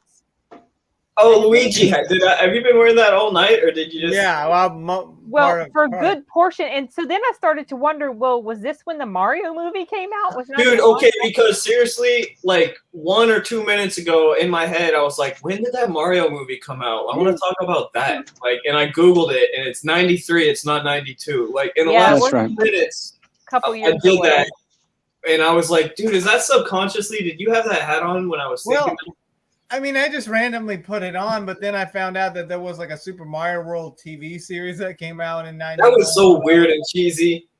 With the old Italian guys hosting it. Yeah. Oh yeah, those guys. Yeah. It was live action and anime. It was like both. You know, it was a weird mix. They would host the little cartoon clips, but they were like in their 50s, and it was like, what kids want to watch these two old dudes like ham it up? Like, it was so weird. Yeah. I kind of want to get those just for nostalgia. Reasons. Dude, the Super Mario Bros. Movie, thinking about it, I want to watch that today. It was so weird. And as a kid, too. I mean, it was so weird as an adult today who has the internet. But to a kid who is 7 or 8 an 8-year-old kid at that, like, hasn't been that exposed to life, that movie was, I don't know. I saw it in theaters, too, man, when I was a kid. And I remember thinking it was very dark, for one, compared to what I was expecting. Really dark. Yeah, and... You know, one thing I thought was funny was I love the Walk the Dinosaur song, which you will get stuck in your head for like 6 days. You know, was not. Okay. Sin, you remember that, right? No, I've only seen that movie once. No, the song, Everybody Walk the Dinosaur. I don't remember. Was it in the credits or something? Open the door, get on the floor, everybody walk the dinosaur, yeah. Yes, you got it. Right there, Simon. Oh, okay. Okay. Get on the floor, everybody walk the dinosaur. Oh, yeah. Okay, yeah. Now I know. And it's like an infectious song that like just gets in your brain and kind of like rocks you from the inside. Thanks so a lot, Derek. Now it's going to get stuck in my head. I'm like Samara in The Ring. Everyone must suffer. So I'd spread my. Now I can live again. I mean, it was like an adult sci-fi movie that they just slapped the words Mario Bros. On, and right. It had nothing to do with Super Mario Bros. Other than they were named Mario and Luigi. Mario and Luigi, yeah. And right. It really was like they took some script from a sci-fi 80s movie and then just like renamed the two characters. They make the main character two guys named Mario and Luigi and film it and we'll make money. Like it's so weird. Well, it had a really troubled production too. Like there were problems with the director and Bob Hopkins there and stuff. And you can actually, I think I posted an article in your entertainment site or whatever. Where they had just kind of unearthed, or maybe it was old news, but they were talking again about a work print version that was like 30 minutes longer that the director had kind of put out. And I think it's on YouTube, but you can check that out if you want to. It might help the experience a bit. I don't know. Might make the suffering longer. I don't know. Well, was it my imagination? But I thought the movie was like a kind of a flop when it came out. It didn't do well. So. Yeah, I believe. It was really dark too. I mean, that's what was great about kids' movies back then, and they were really it was weird because me and my friend talk about it sometimes. Is like that whole like kid culture didn't exist until like maybe the 80s is really when it started. I feel like maybe the 70s. There was no like. In our parents' day and back before that, there was no like toys and shows, everless catering to kids. It was just like do what you're told. And so like, but so when it started, that kid culture kind of targeting stuff towards kids, it started in like the 80s and 90s. It was still done by adults that were still weird and didn't know what they were doing. You know, it was like it wasn't all like friendly fairy tale stuff. It was like dudes who were doing coke in Hollywood, like. I don't know. I'm exaggerating to be funny, but it's true. It was weird, and now they have it all studioized and formalized, so it's all safe and corporate. Right. But like there was that period there where it was like, dude, how is this for kids? Like this isn't for anybody. This is just a random crazy people. You actually have Ronald Reagan to thank for that. The who? Because you have Ronald Reagan to thank for kid culture. Really? Because he passed a bill allowing economic stimulus? advertising in kid shows. Oh. So that's why you got all the toys and everything. So the reason there is a kid culture is because kid culture finally fit into capitalism and was exploitable. Right. Eventually it all sells. That's where someone was talking about OnlyFans and stuff and all this stuff. And it's just like, all it is people are exploiting loneliness. That's a market. That's a new, that's an exploding market, right? A new untapped exploding market, which has always been there, but it's even more so. It's just exploit people's loneliness. Especially because that's dark. That's what this is. The past year. Well, kind of, yeah. you know. Yeah. Exploit all Yeah. No, go ahead. I'm sorry, I don't want to get too dark. I'm done. Yeah. Being dark. Let's go back to Thank you. Super Mario Bros. No, it's funny when you mentioned the marketing towards kids, like in the 80s, and how such a weird tonal thing it was. I mean, think about it. We've joked about this. Maybe it's more of a guy thing, but how many times did you as a kid, like in a PG 80s movie, see a pair of exposed mammary glands? You know what I mean? Like, it was such a common thing to see in like young movies that were aimed at like young kids or teens. And you're like, oh, you know, and nowadays nowadays that would get you an R. You know what I mean? It was like, nice. Hi, Mario. A mustache madman. Does he have Reebok shoes on like in the movie? I don't know. Does he, Arturo? Let's see him. I can't tell. So he's not real. Mario. Arturo, have you ever seen Racist Mario? Taller. Racist Mario? Yeah. I don't know. No, I haven't. No? Look it up on YouTube after. It's very funny. I'll do that. Okay. Racist Mario. Oh, man. Arturo. That's good. Good stuff, Wait, Arturo. He said you morphed because all of a sudden there was Mario up on the screen. It's morphin' time. Wow. Yeah, I had the toys from that movie. On my desk. I bet you did. Derek, you collect everything. Well, I gave him my little brother too, so that was a hard to pass down. I gave him my I had Luigi still and Dennis Hopper, King Bowser. King Bowser. Yeah, there King you Bowser go. was just Dennis Hopper acting weird. Oh, I forgot he was in that. No makeup. I think his hair was spiky. They gave him like gel in his hair. Yeah, Dennis Hopper is a very versatile guy. He could do anything, man. Yeah, oh, he was good. Not anymore. No, yeah, nice. not anymore. Oh, too soon. I don't know. I haven't I was seen a Sonic the Hedgehog guy, which came out in June 91. Oh yeah. Oh, That did come 91. Yeah, Sonic Oh, turned yeah. 30 this year. Aurelia would have known that. She's obsessed with Sonic. Well, yeah, but everybody knows the when video? he started. the video No, games. I didn't remember. When I actually just downloaded Sonic Mania for Switch. I haven't started it yet. I haven't finished it yet, but from what I played, it's awesome. I'm excited because I never had a Sega, and so I never got to play. I never got to own Sonic. It was like my friend were joking about that. It was like the cool kids Mario. Like we had Nintendo and Mario, and then the other kids would play Sonic. We'd get to play Sonic at their house, but we didn't have a Sega. And yeah, so I finally am like catching up.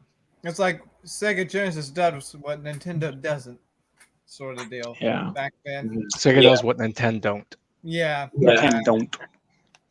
But you never thought of it, and from the other side, like, what if you only had a Sega and you were missing out on Mario and all these other games? Like, you were just like, I want both. That's what I know. That was my world. We had a Sega Genesis. That was my first console my dad ever bought for us, a brand new Sega. I can still picture it. He bought it at Sears, and they opened the case up and pulled it out. It was just a huge moment for me. It was like 4. But I want. Then all of a sudden, all my friends had Nintendo NES. Well, they had it, and I'm like, oh, but I want to play that. And it's like, well, but that one's a downgrade. But I still want to play it, you know. And so I understand that. That's frustrating. Yeah, I need games too. I got most of them. Sonic games? Yeah, I mean, I've got like this. I got 2 games that have Sonic 1, 2, and 3.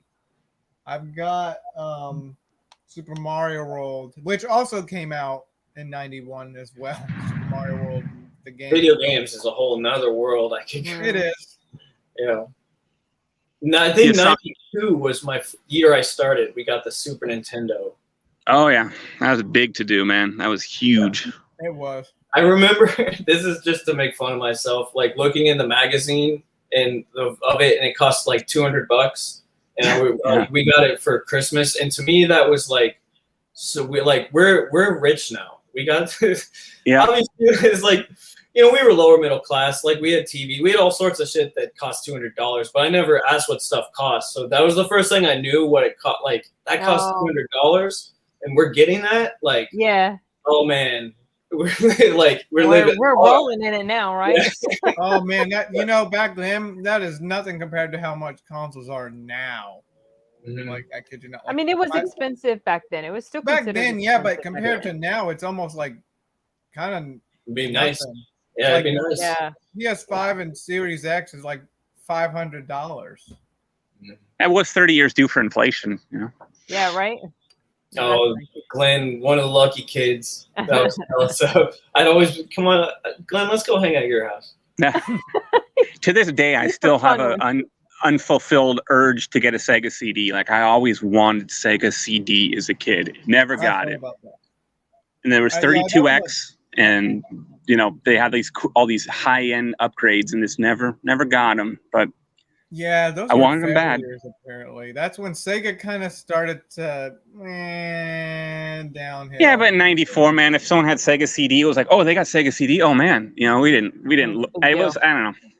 It's like we were told later on to not like them, but at the time, I mean, the graphics were crazy. To watch like the live action stuff, like a motion you know, it was cool at the time.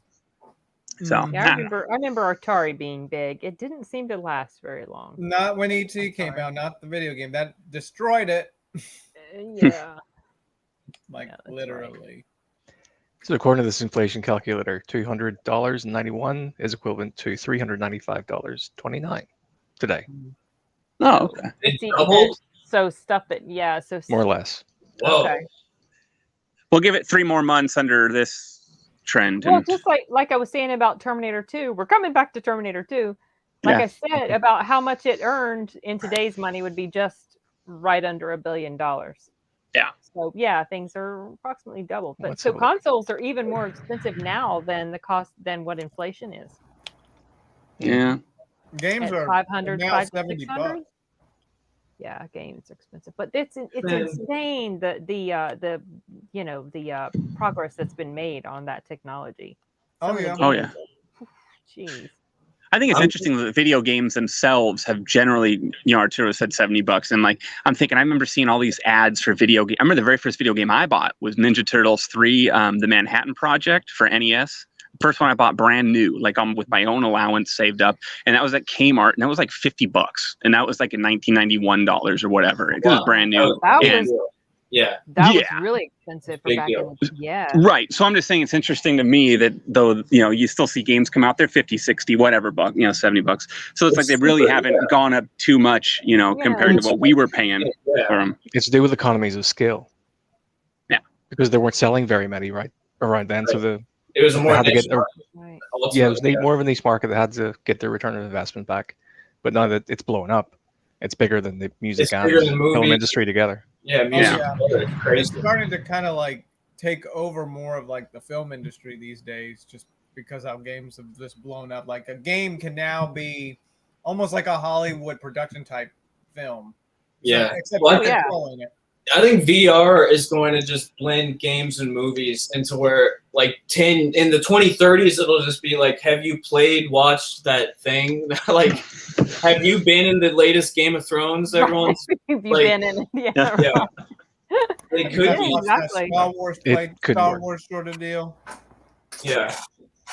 Can't work because then you don't have a director, you don't have a story. If you've ever played a game where there's been a cutscene and somebody's giving you some exposition and you just like jumping on the table for 5 minutes.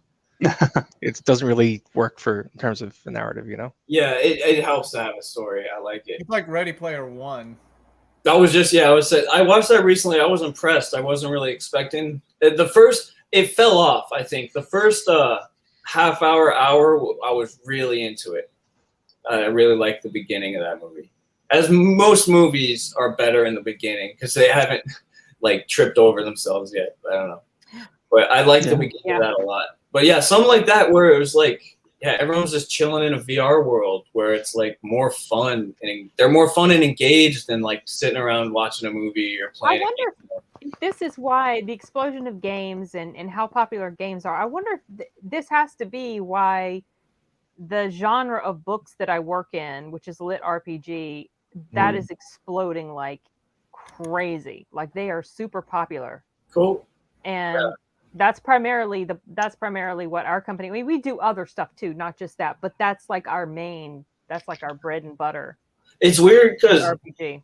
Like my goal is to be like a creative writer, and books and stuff. But it's one of those things like, is that market growing or falling apart? I can't tell. Like, no one reads books anymore, but it's like, but everyone's doing all these other story-based entertainment. You talking that? Wait, what market are you mean just writing in general? So I guess I'd like to write in general, but I'd like to start with books. But it's almost like, does anyone read books? Maybe I'm just too limited perspective here. Honestly, I don't know what the numbers would be, but at the same time, it's probably more opportunities to write for things like all these other mediums people are looking in. So it's I don't know. I don't know what to do about that.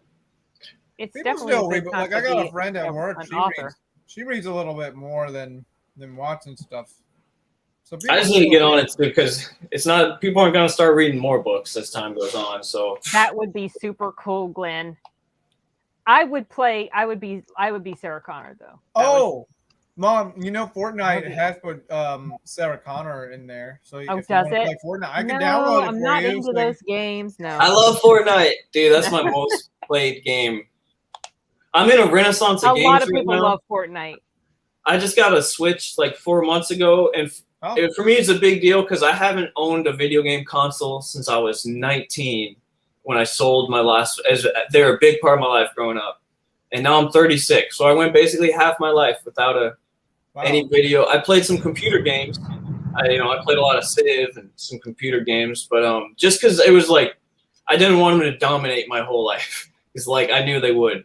So now I'm a little older. I'm like, you know what? I'm just gonna have some fun. So I got a Switch, and that's all I do. Having fun, yeah. It's so much fun. Enjoy it. I'm catching up on all these games I missed, like whether it's Sonic or all the Mega Man games. You missed a lot of stuff. I mean, I let it dominate my life for a while, and look how I turned out. Still dominates your life, Arthur. Okay, it does, but As soon as this is over, I'm going back to the Caribbean. I'm playing Assassin's Creed Black Flag, and it's so fun. I love being a pirate. But Fortnite's my most played game since I've gotten it. Yeah, I love Fortnite. Fortnite's huge. Is Derek? So I guess Derek's done with his list. I think. I didn't give my third one, but. Oh, okay. What's your third? I don't know that, man. There. You don't know? I thought you did. Did you not? No, I said I did Thelma. I did Double Impact. Talked about that with Van Damme. And did Thelma and Louise. Talked about that for a moment. Okay. And we kind of went somewhere else, but it's no big deal. Yeah, this is going to be one that it's either going to be a love it or a hate it movie, but it's one that I enjoy the heck out of watching. I love Steven Seagal's Out for Justice. Oh, it's just a badass action movie, man. I don't recall if I saw that one or not. It's got Gina Gershon is in it. I mean, it's got a really good supporting cast in there, like and it was when during he was in that moment where he was like one of the number one action, he was number one star for like 3 years or whatever. Yeah. And it's got a lot of good, action star lines. And the director who he had directed Edward Furlong in Brain Scan. He went on to do that. And he said Edward Furlong was one of the worst actors he ever worked with. And, wow. Because he's probably in the middle of his mess. Well, he just said he was a kid. You had to this kid had to be like slapped awake before every take, and you had to basically like shake him. You know what I mean, to get any kind of scene out of him, and it was just kind of sad. He's probably hooked on drugs already. Oh, there goes the dog. Sorry about that. I'll walk over here. No, he was. I think he was 14 at that point, so I don't know if it had kicked in. It was possible. That's a rough age, man. You're not your best. Yeah, especially being in Hollywood. Imagine that, being at that age. Right.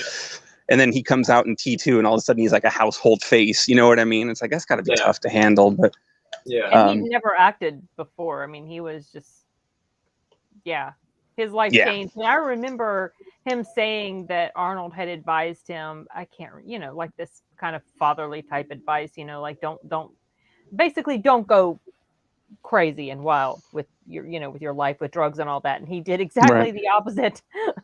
Well, because Arnold was big on mentoring. Remember back then, mentoring kids and doing the health thing for children. All that. He was really big on trying to be kind of a role model. You know what I mean? And that was so I could see him doing that. And it's sad that Edward wasn't able to kind of heed the warning. But I don't know. He maybe probably didn't have, like a lot of things when adults when you tell kids stuff. I'm sure you're a parent. You probably warned your kids, and they still don't touch the light socket with a wet finger. Why not? Just don't do it. And oh, ow! What I tell you? Okay, you're right. So I'm just saying. I know. Yeah, but yeah. So I hope everyone checks out. If seriously, even if you don't like Steven Seagal, Out for Justice is a cool action flick, man. It's possible I've seen it because I have watched so many action films that I've seen and have just completely forgotten. And if anything, they're like a total 91 time capsule because they're like in the heart of Brooklyn, and everyone's got those Adidas tracksuits on, and there's IROC Camaros all over. It's really pretty cool, So it's just one of those movies. I know it's not an amazing movie, but it's very satisfying, I think. So yeah, enjoyable. Oh my God! That's right. I did there, Simon. Oh, Edward Furlong, not good life choice. Not Eddie on the Rocks, man. Mm-hmm. He said that he's clean now. I don't know if he is or not. If he is, the abuse that he's done to himself it's not been kind to him. Yeah, unfortunately, it's sad. I know. Where's the body out? Yeah, and he's just been he was just so unrepentant about the way he was too. Oh my gosh. He went to jail and then he came out of jail, and I think he said something when he was leaving jail, basically announcing he was just gonna go right back into whatever he'd been doing before. He didn't care, It's just oh man, jeez. Alcohol is bad. As some dude wrote a book, and it's humans should not be drinking as much alcohol as they do. It's not even a joke. I know. It really screws up your your health. I mean, not your biology, but it really messes with your health. Completely destructive. I see what you're doing there, Arturo. Nice. Oh, Diana. Yeah. And I don't mean to abstain. This guy, he wrote this book. Humans have been drinking for thousands of years, but what it was, they always drank low alcohol, and they would always just drink a few drinks amongst company. No one ever drank by themselves. There's no such thing as distilled liquor or anything hard. The hard stuff, yeah. And so humans just haven't adapted to that. It just was an eye-opening thing I was listening to, where it's man, it makes sense. If everyone had kept it in moderation, it'd be fine. But it's every time you see someone who goes hard with it all the time, it messes them up. Oh yeah. It's almost no one can drink really hard for years and years and have it not show. And they all say that they're just fine. Oh, I'm fine. They all say that, and then I mean, I remember taking Nutrition 101 in college, and the first thing it said about alcohol is it's a toxin. It's not. That's all it is. You're putting toxin. Yeah. There's no safe. There's no healthy way to do it. But your body is not as good as it could be. I don't know why I'm getting into this, but it just seems like such a waste for people to throw their lives away because they thought it wasn't a big deal. Right. As an Irishman, I respectfully disagree. Yeah. Sorry. Yeah. Well. Yeah, I mean, people got a whole life ahead of them. Do you guys ever watch The Critical Drinker? Have you ever seen his stuff? A couple times. Yeah, he's pretty amusing. The cynicism is just unfiltered and it's beautiful. I mean, we're talking about alcohol and drink, and that's kind of the whole premise of the way he does his stuff, where he acts like he's drunk all the time. So, I don't like him exactly because of that. You don't? Really? No. I hate being around drunk people. Well, yeah, I mean, it's funny, but in real life, not so funny. You know what I mean? It's funny maybe in movies or comedy things and the stuff the drinker does. It's funny the way he does it, but in real life, no, it's not. Mm-hmm. It's not very. No, it's just kind of a little disturbing. Yeah.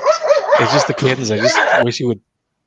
Oh. He hit pause. Those dogs. Yeah, were... yeah. He was mauled by dogs. He was mauled. Then that was the last we heard from you. They sound like they're really mad at something. I don't know what. It's kind of reminding me of those two dogs that never touched each other, but they were just doing that. Yeah, making a lot of noise. But they never touched each other. Simon, right before Derek just completely disappeared. I forget. We were talking about The Critical Drinker. Oh yeah, it's just the cadence. I just wish he would spit it out. He's got that. And then there was going through the thing, and it's just so slow. I just can't stand it. I guess he's not for everyone. He cracks me up. So it's a matter of opinion. Yeah, I know. I mean, some people probably don't like it. Obviously, I prefer Mauler. He's done some stuff with a Critical Drinker. Yeah, they had a talk about Terminator 2. Nice long discussion about Terminator 2. And I want to be in this stream. I want to be talking about this. But so the Critical Drinker, he worked on an audiobook with us. And so I have the video files of him when he went in to do the recording session at the studio. And he's given me permission to do a reaction to it. Oh, gosh, bless it. He's playing a drunk dwarf. Oh. So it was, in all the dwarfs in all the stories, they have, in movies, they have this Scottish accent. So okay. It was perfect. It was perfect nice. for him. Anyway. He quotes his line in there. He slipped his line in there, yeah. So I guess is it Colin to give the last three, or did he already do the? I did. T2, Silence of the Lambs, whatever. Probably Robin Hood. Okay. You didn't even pick a second one because you were kind of like meh. A third one because you were kind of like meh about all the rest, and you said you weren't going to pick Robin Hood, but now I guess you will. I guess Robin Hood. It really could. It's up for debate. That could change. The first two are locked in. Yeah. T2 and Silence of the Lambs. Yeah. Yeah. Okay.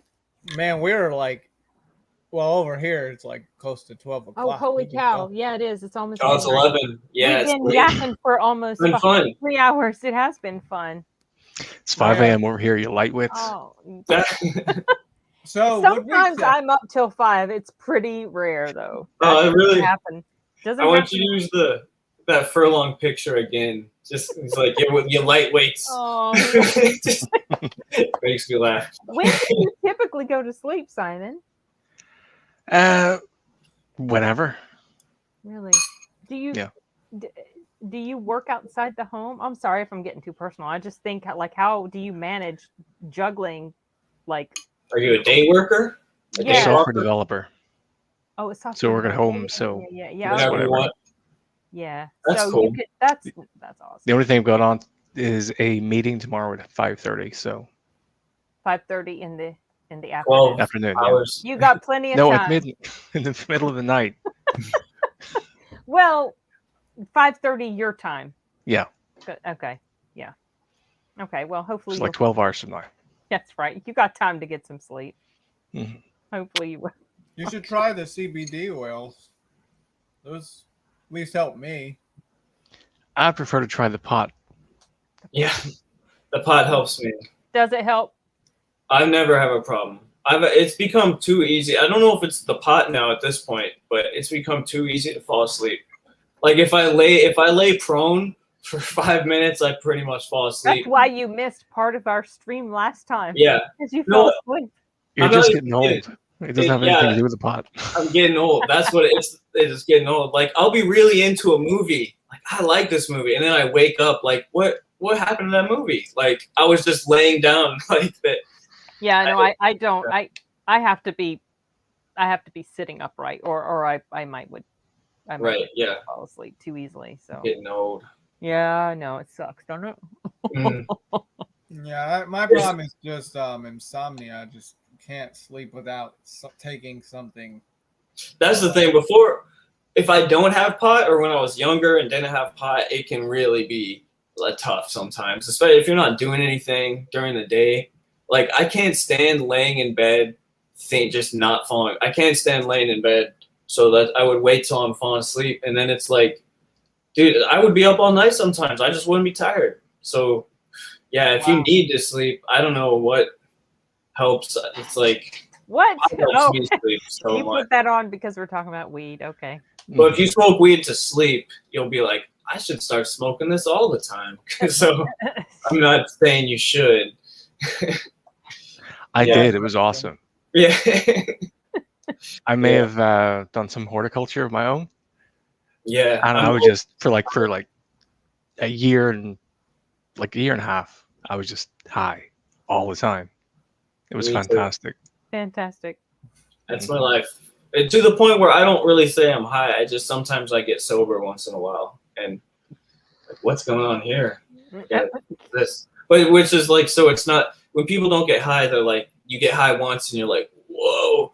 But when you get high all the time, it's just like just more relaxed. Yeah. It's like this all the time. You saw me smoking, like that's it's just this all the time.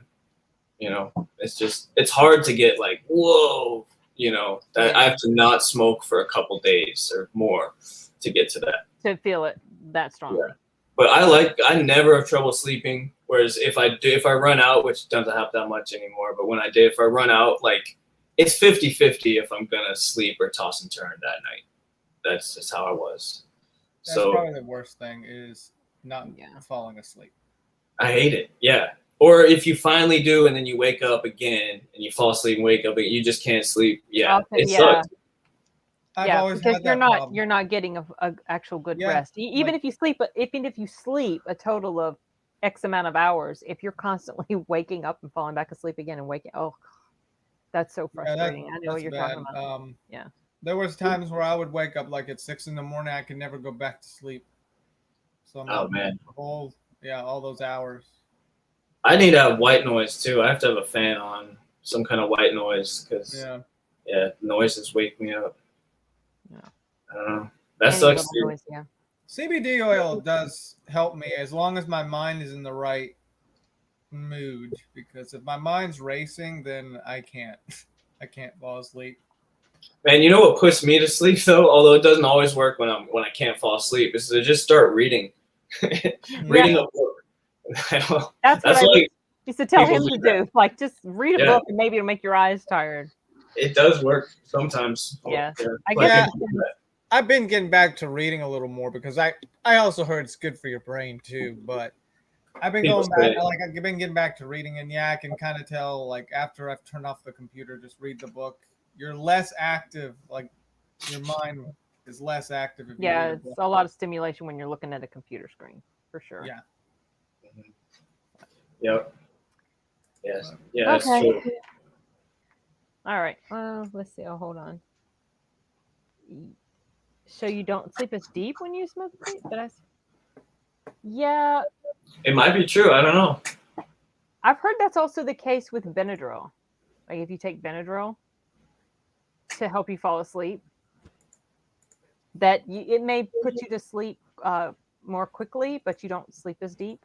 I don't know if that's the case or not. Well, it makes me drowsy. Like taking Benadryl makes me drowsy when I wake up. Yeah, it does that. Doesn't do that. But it seems like I take it whenever like I'm ready to go to bed, and then I automatically wake up at a specific time, and I can't go back to sleep. It's like it's worn off and the time is up. Yeah, like that. Like it definitely wears off. While ibuprofen. No, not ibuprofen. Benadryl. Benadryl. Sorry. Yeah, that. Don't worry, it's not as bad as New Kids in the Block. I get work mixed up. Yeah, I know. Okay, well. Yeah, this was fun. Yeah, I love fun. I enjoy these. I like talking about movies. 92. It makes me wish I could just sit around watching movies all the time. Don't have anything else I had to do. 92 is a much better year for movies. 92. I remember 92 being a good year, but I can't tell you off the top of my head what was big in 92. I started watching that Ice Road with Liam Neeson last night, but it's too generic. I gave up. I might go back. Really? See, I like Liam Neeson's action films. They aren't always the best. I was expecting it to be generic, but there was a scene that just was like, nah, I'm done. Maybe I'll come back later. Are you watching it on Netflix? Yeah. Okay, see, I was really confused because Amazon Prime had it and presented it as an Amazon Prime exclusive. And then and they claimed an Amazon Prime original or whatever. And then Netflix has it, the same trailer, and then they say a Netflix film. I was like, weird. What? Whose is it really? So I haven't watched it yet, but I started watching Who Killed Sarah, which is what's that one? I saw that previewed up. Yeah, it's like the main reason is because it's supposed to be a mystery, but it's also takes place in Mexico, so they're speaking Latin American Spanish. And, okay, yeah. And so I started watching it with the Spanish subtitles on, so and that I saw you posted. It's like they have this in Spanish. I know. I thought it was. I didn't know where it came from, and then I was like, "Oh, it's from Mexico. Cool. I'm gonna watch this in Spanish with Spanish subtitles." So that's been fun. I like to practice my listening comprehension. Cool. But it's pretty rare that I stumble across something from Mexico that I like, even though I prefer that dialect, obviously, because my husband's from there. I mostly like things from Spain because they make the better quality stories and just their technique, their style is better to me. But except they speak with a lisp. They have the lisp. Yes, and that drives me nuts. That drives me nuts, actually, because I'm like, it doesn't even sound like how it's spelled. Why do you do that? But I still like their movies and stuff. But I also have to be careful because things that are in Spain, certain idioms in Spain or words that they use in their expressions that are considered okay and it's just fine. But in Mexicans, in like Latin American Spanish, especially in Mexico, if you said that would be considered really dirty. So I'm like afraid I'm going to say the wrong word. Don't trigger. What do you? Okay, Arture's showing off his collection. Nice. These are the ones you're going to use in the toy war? Yeah, like probably season 3. Oh, okay. You gotta watch Lego Masters on Hulu. I love that show. Lego Masters. You'd probably like that, Arturo. I'm usually, I think it's funny when I stumble across like something real like family friendly network, kind of show, then I'll just get into it for a reason. Like the Lego show is so creative. Like they have really creative. If you like Legos, I don't even really like Lego. I mean, I've never had Legos. They're cool, but I love this show. They're so creative how they build all this stuff. Oh yeah, it's amazing. Oh yeah. Good. It's a good show. Every week, that Loki and Lego are my 2 shows right now. Every week, I'm like, new Loki, new Lego. Oh yeah, I'm not. Yeah, I've always liked Lego. You got to watch C. You got to watch. Have you heard about it, or have you looked into it? I did a reaction to the trailer a long, long time ago. Really? Galaxy far, far away. You didn't like the first episode? I started watching it and it didn't really grab me. So, but I can always go back to. I don't know why it didn't. I don't know if I just. Well, the concept's so weird. I thought it would be hard to get into, but for whatever reason, I got really into it, and maybe because I like Jason Momoa. Yeah. And also, I liked it. I just like stuff that's outside. I like that it's outside, and it was just some of the action was weird, but like not weird, but original, interesting. It's a different concept for sure. Yeah. And season 2 is Dave Bautista. So. Oh gosh, really? Jason Momoa and Dave Bautista together. Oh no, I didn't know he was. I didn't even know there was a second season. You might have to give it another try. Or at least go jump to season 2. I might. I keep forgetting that I have Apple TV Plus. I just keep forgetting that I have it. Oh, and the Foundation. They just dropped a trailer for the Foundation. You maybe want to react to that because that's going to be hopefully. Maybe I'm getting I get too excited, but the books that it's based off of are really good. Okay. The Isaac Asimov sci-fi classics from like the 50s. Did they do a trailer for that already? They did one. The last one came out months ago, and it wasn't that good. The one that just came out today or yesterday, that's like, okay, I'm excited for this now. I read the books, and like, they're hard to adapt. But they're interesting. They're really interesting, and I think this show could be pretty cool. The trailer came out today. I'm trying to remember if I saw the other trailer, the other one that came out. I don't even remember. I've seen so many trailers, sometimes I forget. But okay, and that's on Apple TV Plus? Yeah, I think it comes out September or October, and the new trailer came out today. It looks really good. Okay. Okay. All right. So how would we rate 91? I think Simon's right. I think actually it's not great. I think I saw a lot of movies that were, because it was a formative time in my life, they stuck with me and they're interesting, but really not a lot of stuff I want to return to. Yeah. Unlike some of the other years that we talked about already. I mean, it's kind of I don't know, maybe good, but not as not a lot of hugely good. standout year. The only one is Terminator 2 that kind of like that, Silence of the Lambs, Beauty and the Beast. Like those are like when I think of a specific year, it's like a film that was pretty impactful, and those are the ones I could only like think of for that year. So yeah, everything else not much. I mean, yeah, Teenage Mutant Ninja Turtles. Second. I think the Addams Family was kind of a big deal for the time. Yeah, that was. Yeah. It was. I liked it. Yeah, I felt like the casting was really well done. And it was a big deal at the time. Yeah, it was a big hit. Yeah. Mm-hmm. So. Yep. It's hard to score because of that. Yeah. Here we go, Demon Slayer. Yeah. I mean, I don't know. 7.5. Like one of those pale ales they sell these days. So you think Demon it's Slayer pale 7.58, but only because of Terminator 2 and Silence of the Lambs.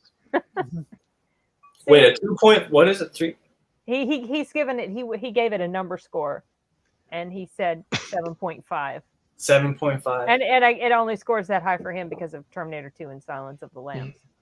I was arguing about this. Like, we got to do away with the 1 through 10 because no one uses 1 through 5. The whole 1 through 10 scale, it's just 5 through 10. So we do the 5-star scale. That's what I'm saying. Okay, so terrible, bad, average. That'd good, be like what, a amazing. 3.5 for you then, Simon? If we're using a 5-star scale. But you can't do the 0.5. What's up your mind? Then it's a 10-point scale again. Like that's why I got rid of my rating system for my future reviews because I got conflicted with which. Well, what about letters then? Grades, letter grades. Well, yeah, that's what I did. There's 5 of them, not 10 of them. Like once it's an F, there's not levels of F. No one's like. I would say arguing between a 2 and a 3 and a 4. I would say maybe for 91 would be good.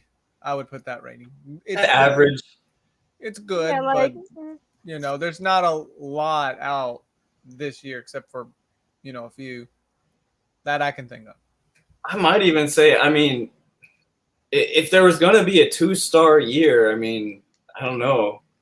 You would had get 2 really good movies. That's not a lot. I don't know. Yeah. I know one year, probably a few years that was like a 1-star, maybe 0-star, will probably the early 1900s. Okay. Dude, back then, though, when you were there, it was way back. It was right awesome. at the time, yeah, it was amazing. At the time, so that would they have were been more like into that than 10 out of 10. Definitely 10 out of 10 back then. So exciting! These people moving with 17, no actual audio. Well, I based my score on 5 being an average for the whole year. It was an average year, but it was brought up by Terminator 2. Okay. Yeah. Okay.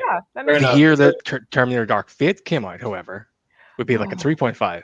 Take it down. Let's not even talk 2019. About that terrible movie. I know we'll get to the 2010s at some point, but I gotta say, I feel like 2019 was a bit of a weaker year for films, except for Once Upon a Time in Hollywood, Joker, 1917, and a few others that not ringing a bell. But I since I work at a movie theater, I was kind of noticing there just wasn't anything original, new. Yeah, he can tell like impactful. It's like we're not doing so great. Yeah, but 92 is amazing. Just looking at this list. Okay. Preview. Sorry. What's that, Colin? So go ahead, Simon. I wasn't. Yeah, we was talking about 92. I was just saying. Do you want a preview of 92? Yeah, because I was saying that I couldn't remember off the top of my head any big film. As soon as you start naming them, of course, I'm going to know what you're talking about. Of course. Okay, so you just go picking stuff up from the list. Batman Returns, A Few Good Men, Sister Act, The Bodyguard, Wayne's World, Basic Instinct, Unforgiven, Under Siege, Patriot Games, Dracula, White Man Can't Jump, Last of the Mohicans, Scent of a Woman, The Crying Game, Death Becomes Her, Reservoir Dogs, My Cousin Vinny, Single White Female, Passenger 57, Universal Soldier. Yeah, it's a great year. Awesome. I love the Universal Soldier. Isn't that the one about the soldier that's from Vietnam? Yeah, and most of the ones you listed, actually, I'm not that into. So I don't know how I'm going to feel about 92. I guess I have to look at the list completely. What was the number one? What was the number one film that year? Aladdin. Oh, yeah. Oh, really? I'm excited because for me personally, it went from 90 I was 5 and 99 I was 14. So it's like each year I feel like I saw more movies and got older, and I'll have by the late 90s, mid and late 90s, I'll have a lot more better range of and stuff. Yeah, of course. Yeah. Oh yeah, my cousin Benny. Yeah, it'd be interesting to get everybody like going through their childhood of those times when they went to go see a movie. That's always it's bringing back weird memories, you know, because it's my first movie I loved it a long time ago. That's why I still love going to theaters, just because it was always a fun experience. Yeah, it isn't. I enjoy it a lot. I'm looking forward to seeing Black Widow next week. I'm gonna go see it. I don't want to see it that much, you know. I'm not going to go to the theater for it. Surprisingly, I'm looking forward to it. I guess we'll see. Hopefully, it you know. I'm really looking forward to the Tomorrow War. I'm going to see that. Yeah, the day before it premieres. Yeah, I'm going to do a screening of it so that I can put a review out the day it comes out. So Wait, you get to see it on a big screen in a screening? No. It's only coming to Amazon. Okay, yeah. But they are doing advanced screenings the day before. Oh, at home you can watch it. Yeah, that's how I do my screenings. I didn't know what they meant. I was thinking you were going to theaters in town, and because you have before you've gone to theaters and talked to people. Okay, yeah. I used to go to those, but those are I actually prefer unless I have a seat guaranteed, I prefer to just watch it here. Because those are crazy. You go and show up, and maybe 500 people will show up. I mean, I'm exaggerating. I'm not in. I don't like crowds. Sometimes you can't get in. You know, they're exciting. Like I got to see Harry Potter 2 weeks before it came out. Harry Potter #5. Nice. That was fun, but you know, it's hard to get into those. So when you just watch it from the comfort of your own home, you know, as long as you select, you know, grab my passes in time, you can potentially, you know. I saw a video the other day that said that movie theaters are the modern day malls, at least in America. Everyone treats it like that. You know, you go, you hang out, you eat food, stuff like that. You don't shut the fuck up. The movie's on, you know? And it's the people who are into it's completely ruined by the people who just really don't care. Yeah, some people chatter a whole lot. Fortunately, that's not been my experience most of the time. But it's certainly okay. He's going to show us everything. Artur, what was the movie you saw tonight? Oh, yeah. Tell them, Artur, what'd you see tonight? Can you even hear us? We can't hear you. You're muted. We can't hear you. Sorry about that. I saw In the Heights with my friends because they were kind of wanting me to see it, and this would be the only day that would work out. So I was like, okay, I'll watch. And you still haven't seen The Conjuring 3 yet. No, I want to watch that. I want to see Man's Wife's Bodyguard. And then obviously Black Widow when it comes out. Yeah. And what did you think of In the Heights? It was okay. Not into musicals that much. Yeah, good. Yeah, me. I have like zero. There was like I hate musicals. For the most part, I do. I will defend La La Land. That was one of my probably top 3 of the decade. And I don't like musicals, but every time I can nail one out of the park. Like I wasn't even crazy. Like I saw glimpses of that movie. Like I don't see what the big deal is. No. I think maybe part of it, though, not all of it, but part of it was I lived in LA, and it was like, it made me feel like LA. I love LA. I would live there if I could again. But also, that opening scene blew me away. That it's all one shot. I really like positive stuff. It's really upbeat, and I don't know. La La Land, top 3 of the decade for me. It was a big deal. I'll bat for that movie. And it surprises me that I feel that way because, I don't know of many musicals I would say that for. Mad Max Fury Road and La La Land. Two favorite. I think the only musical I actually really, really like is Sound of Music. That's about it. That's good. That's a good one. I got distracted by his Avatar. There's only one musical I like, and I'm sure you guess what it is. I mean, that's a good one. Yeah. It's a good movie. I don't think Team America counts. South Park the movie's kind of a musical. Love Trey Parker and Matt Stone, but no, they're not musicals. They got songs in them. No, they are. I think they're kind of music. They're close. They're close. So you could, I guess, if it's got music in it, I guess you could count it as. I can't think of any other musical. I mean, you know, the Disney movies are musicals. Yeah, like okay, Lion King's, Aladdin, those are good. It doesn't feel. It doesn't feel like ridiculous as when you see. It's the dance number, I think. You know, it just I have trouble kind of shifting gears when they do that because it's just so unrealistic. And the Bollywood. Like, nobody breaks into song in the Bollywood syndrome.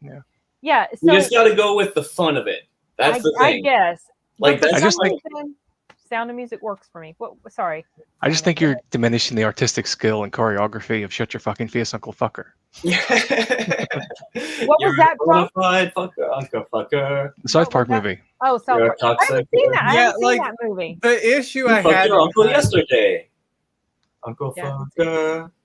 That's you and you. Yeah, that was a hit. That was a hit. Another reason 99 was the year of movies, right there.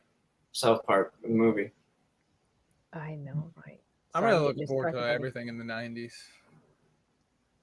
The drive-in. Yeah, I haven't been to a drive-in in freaking forever.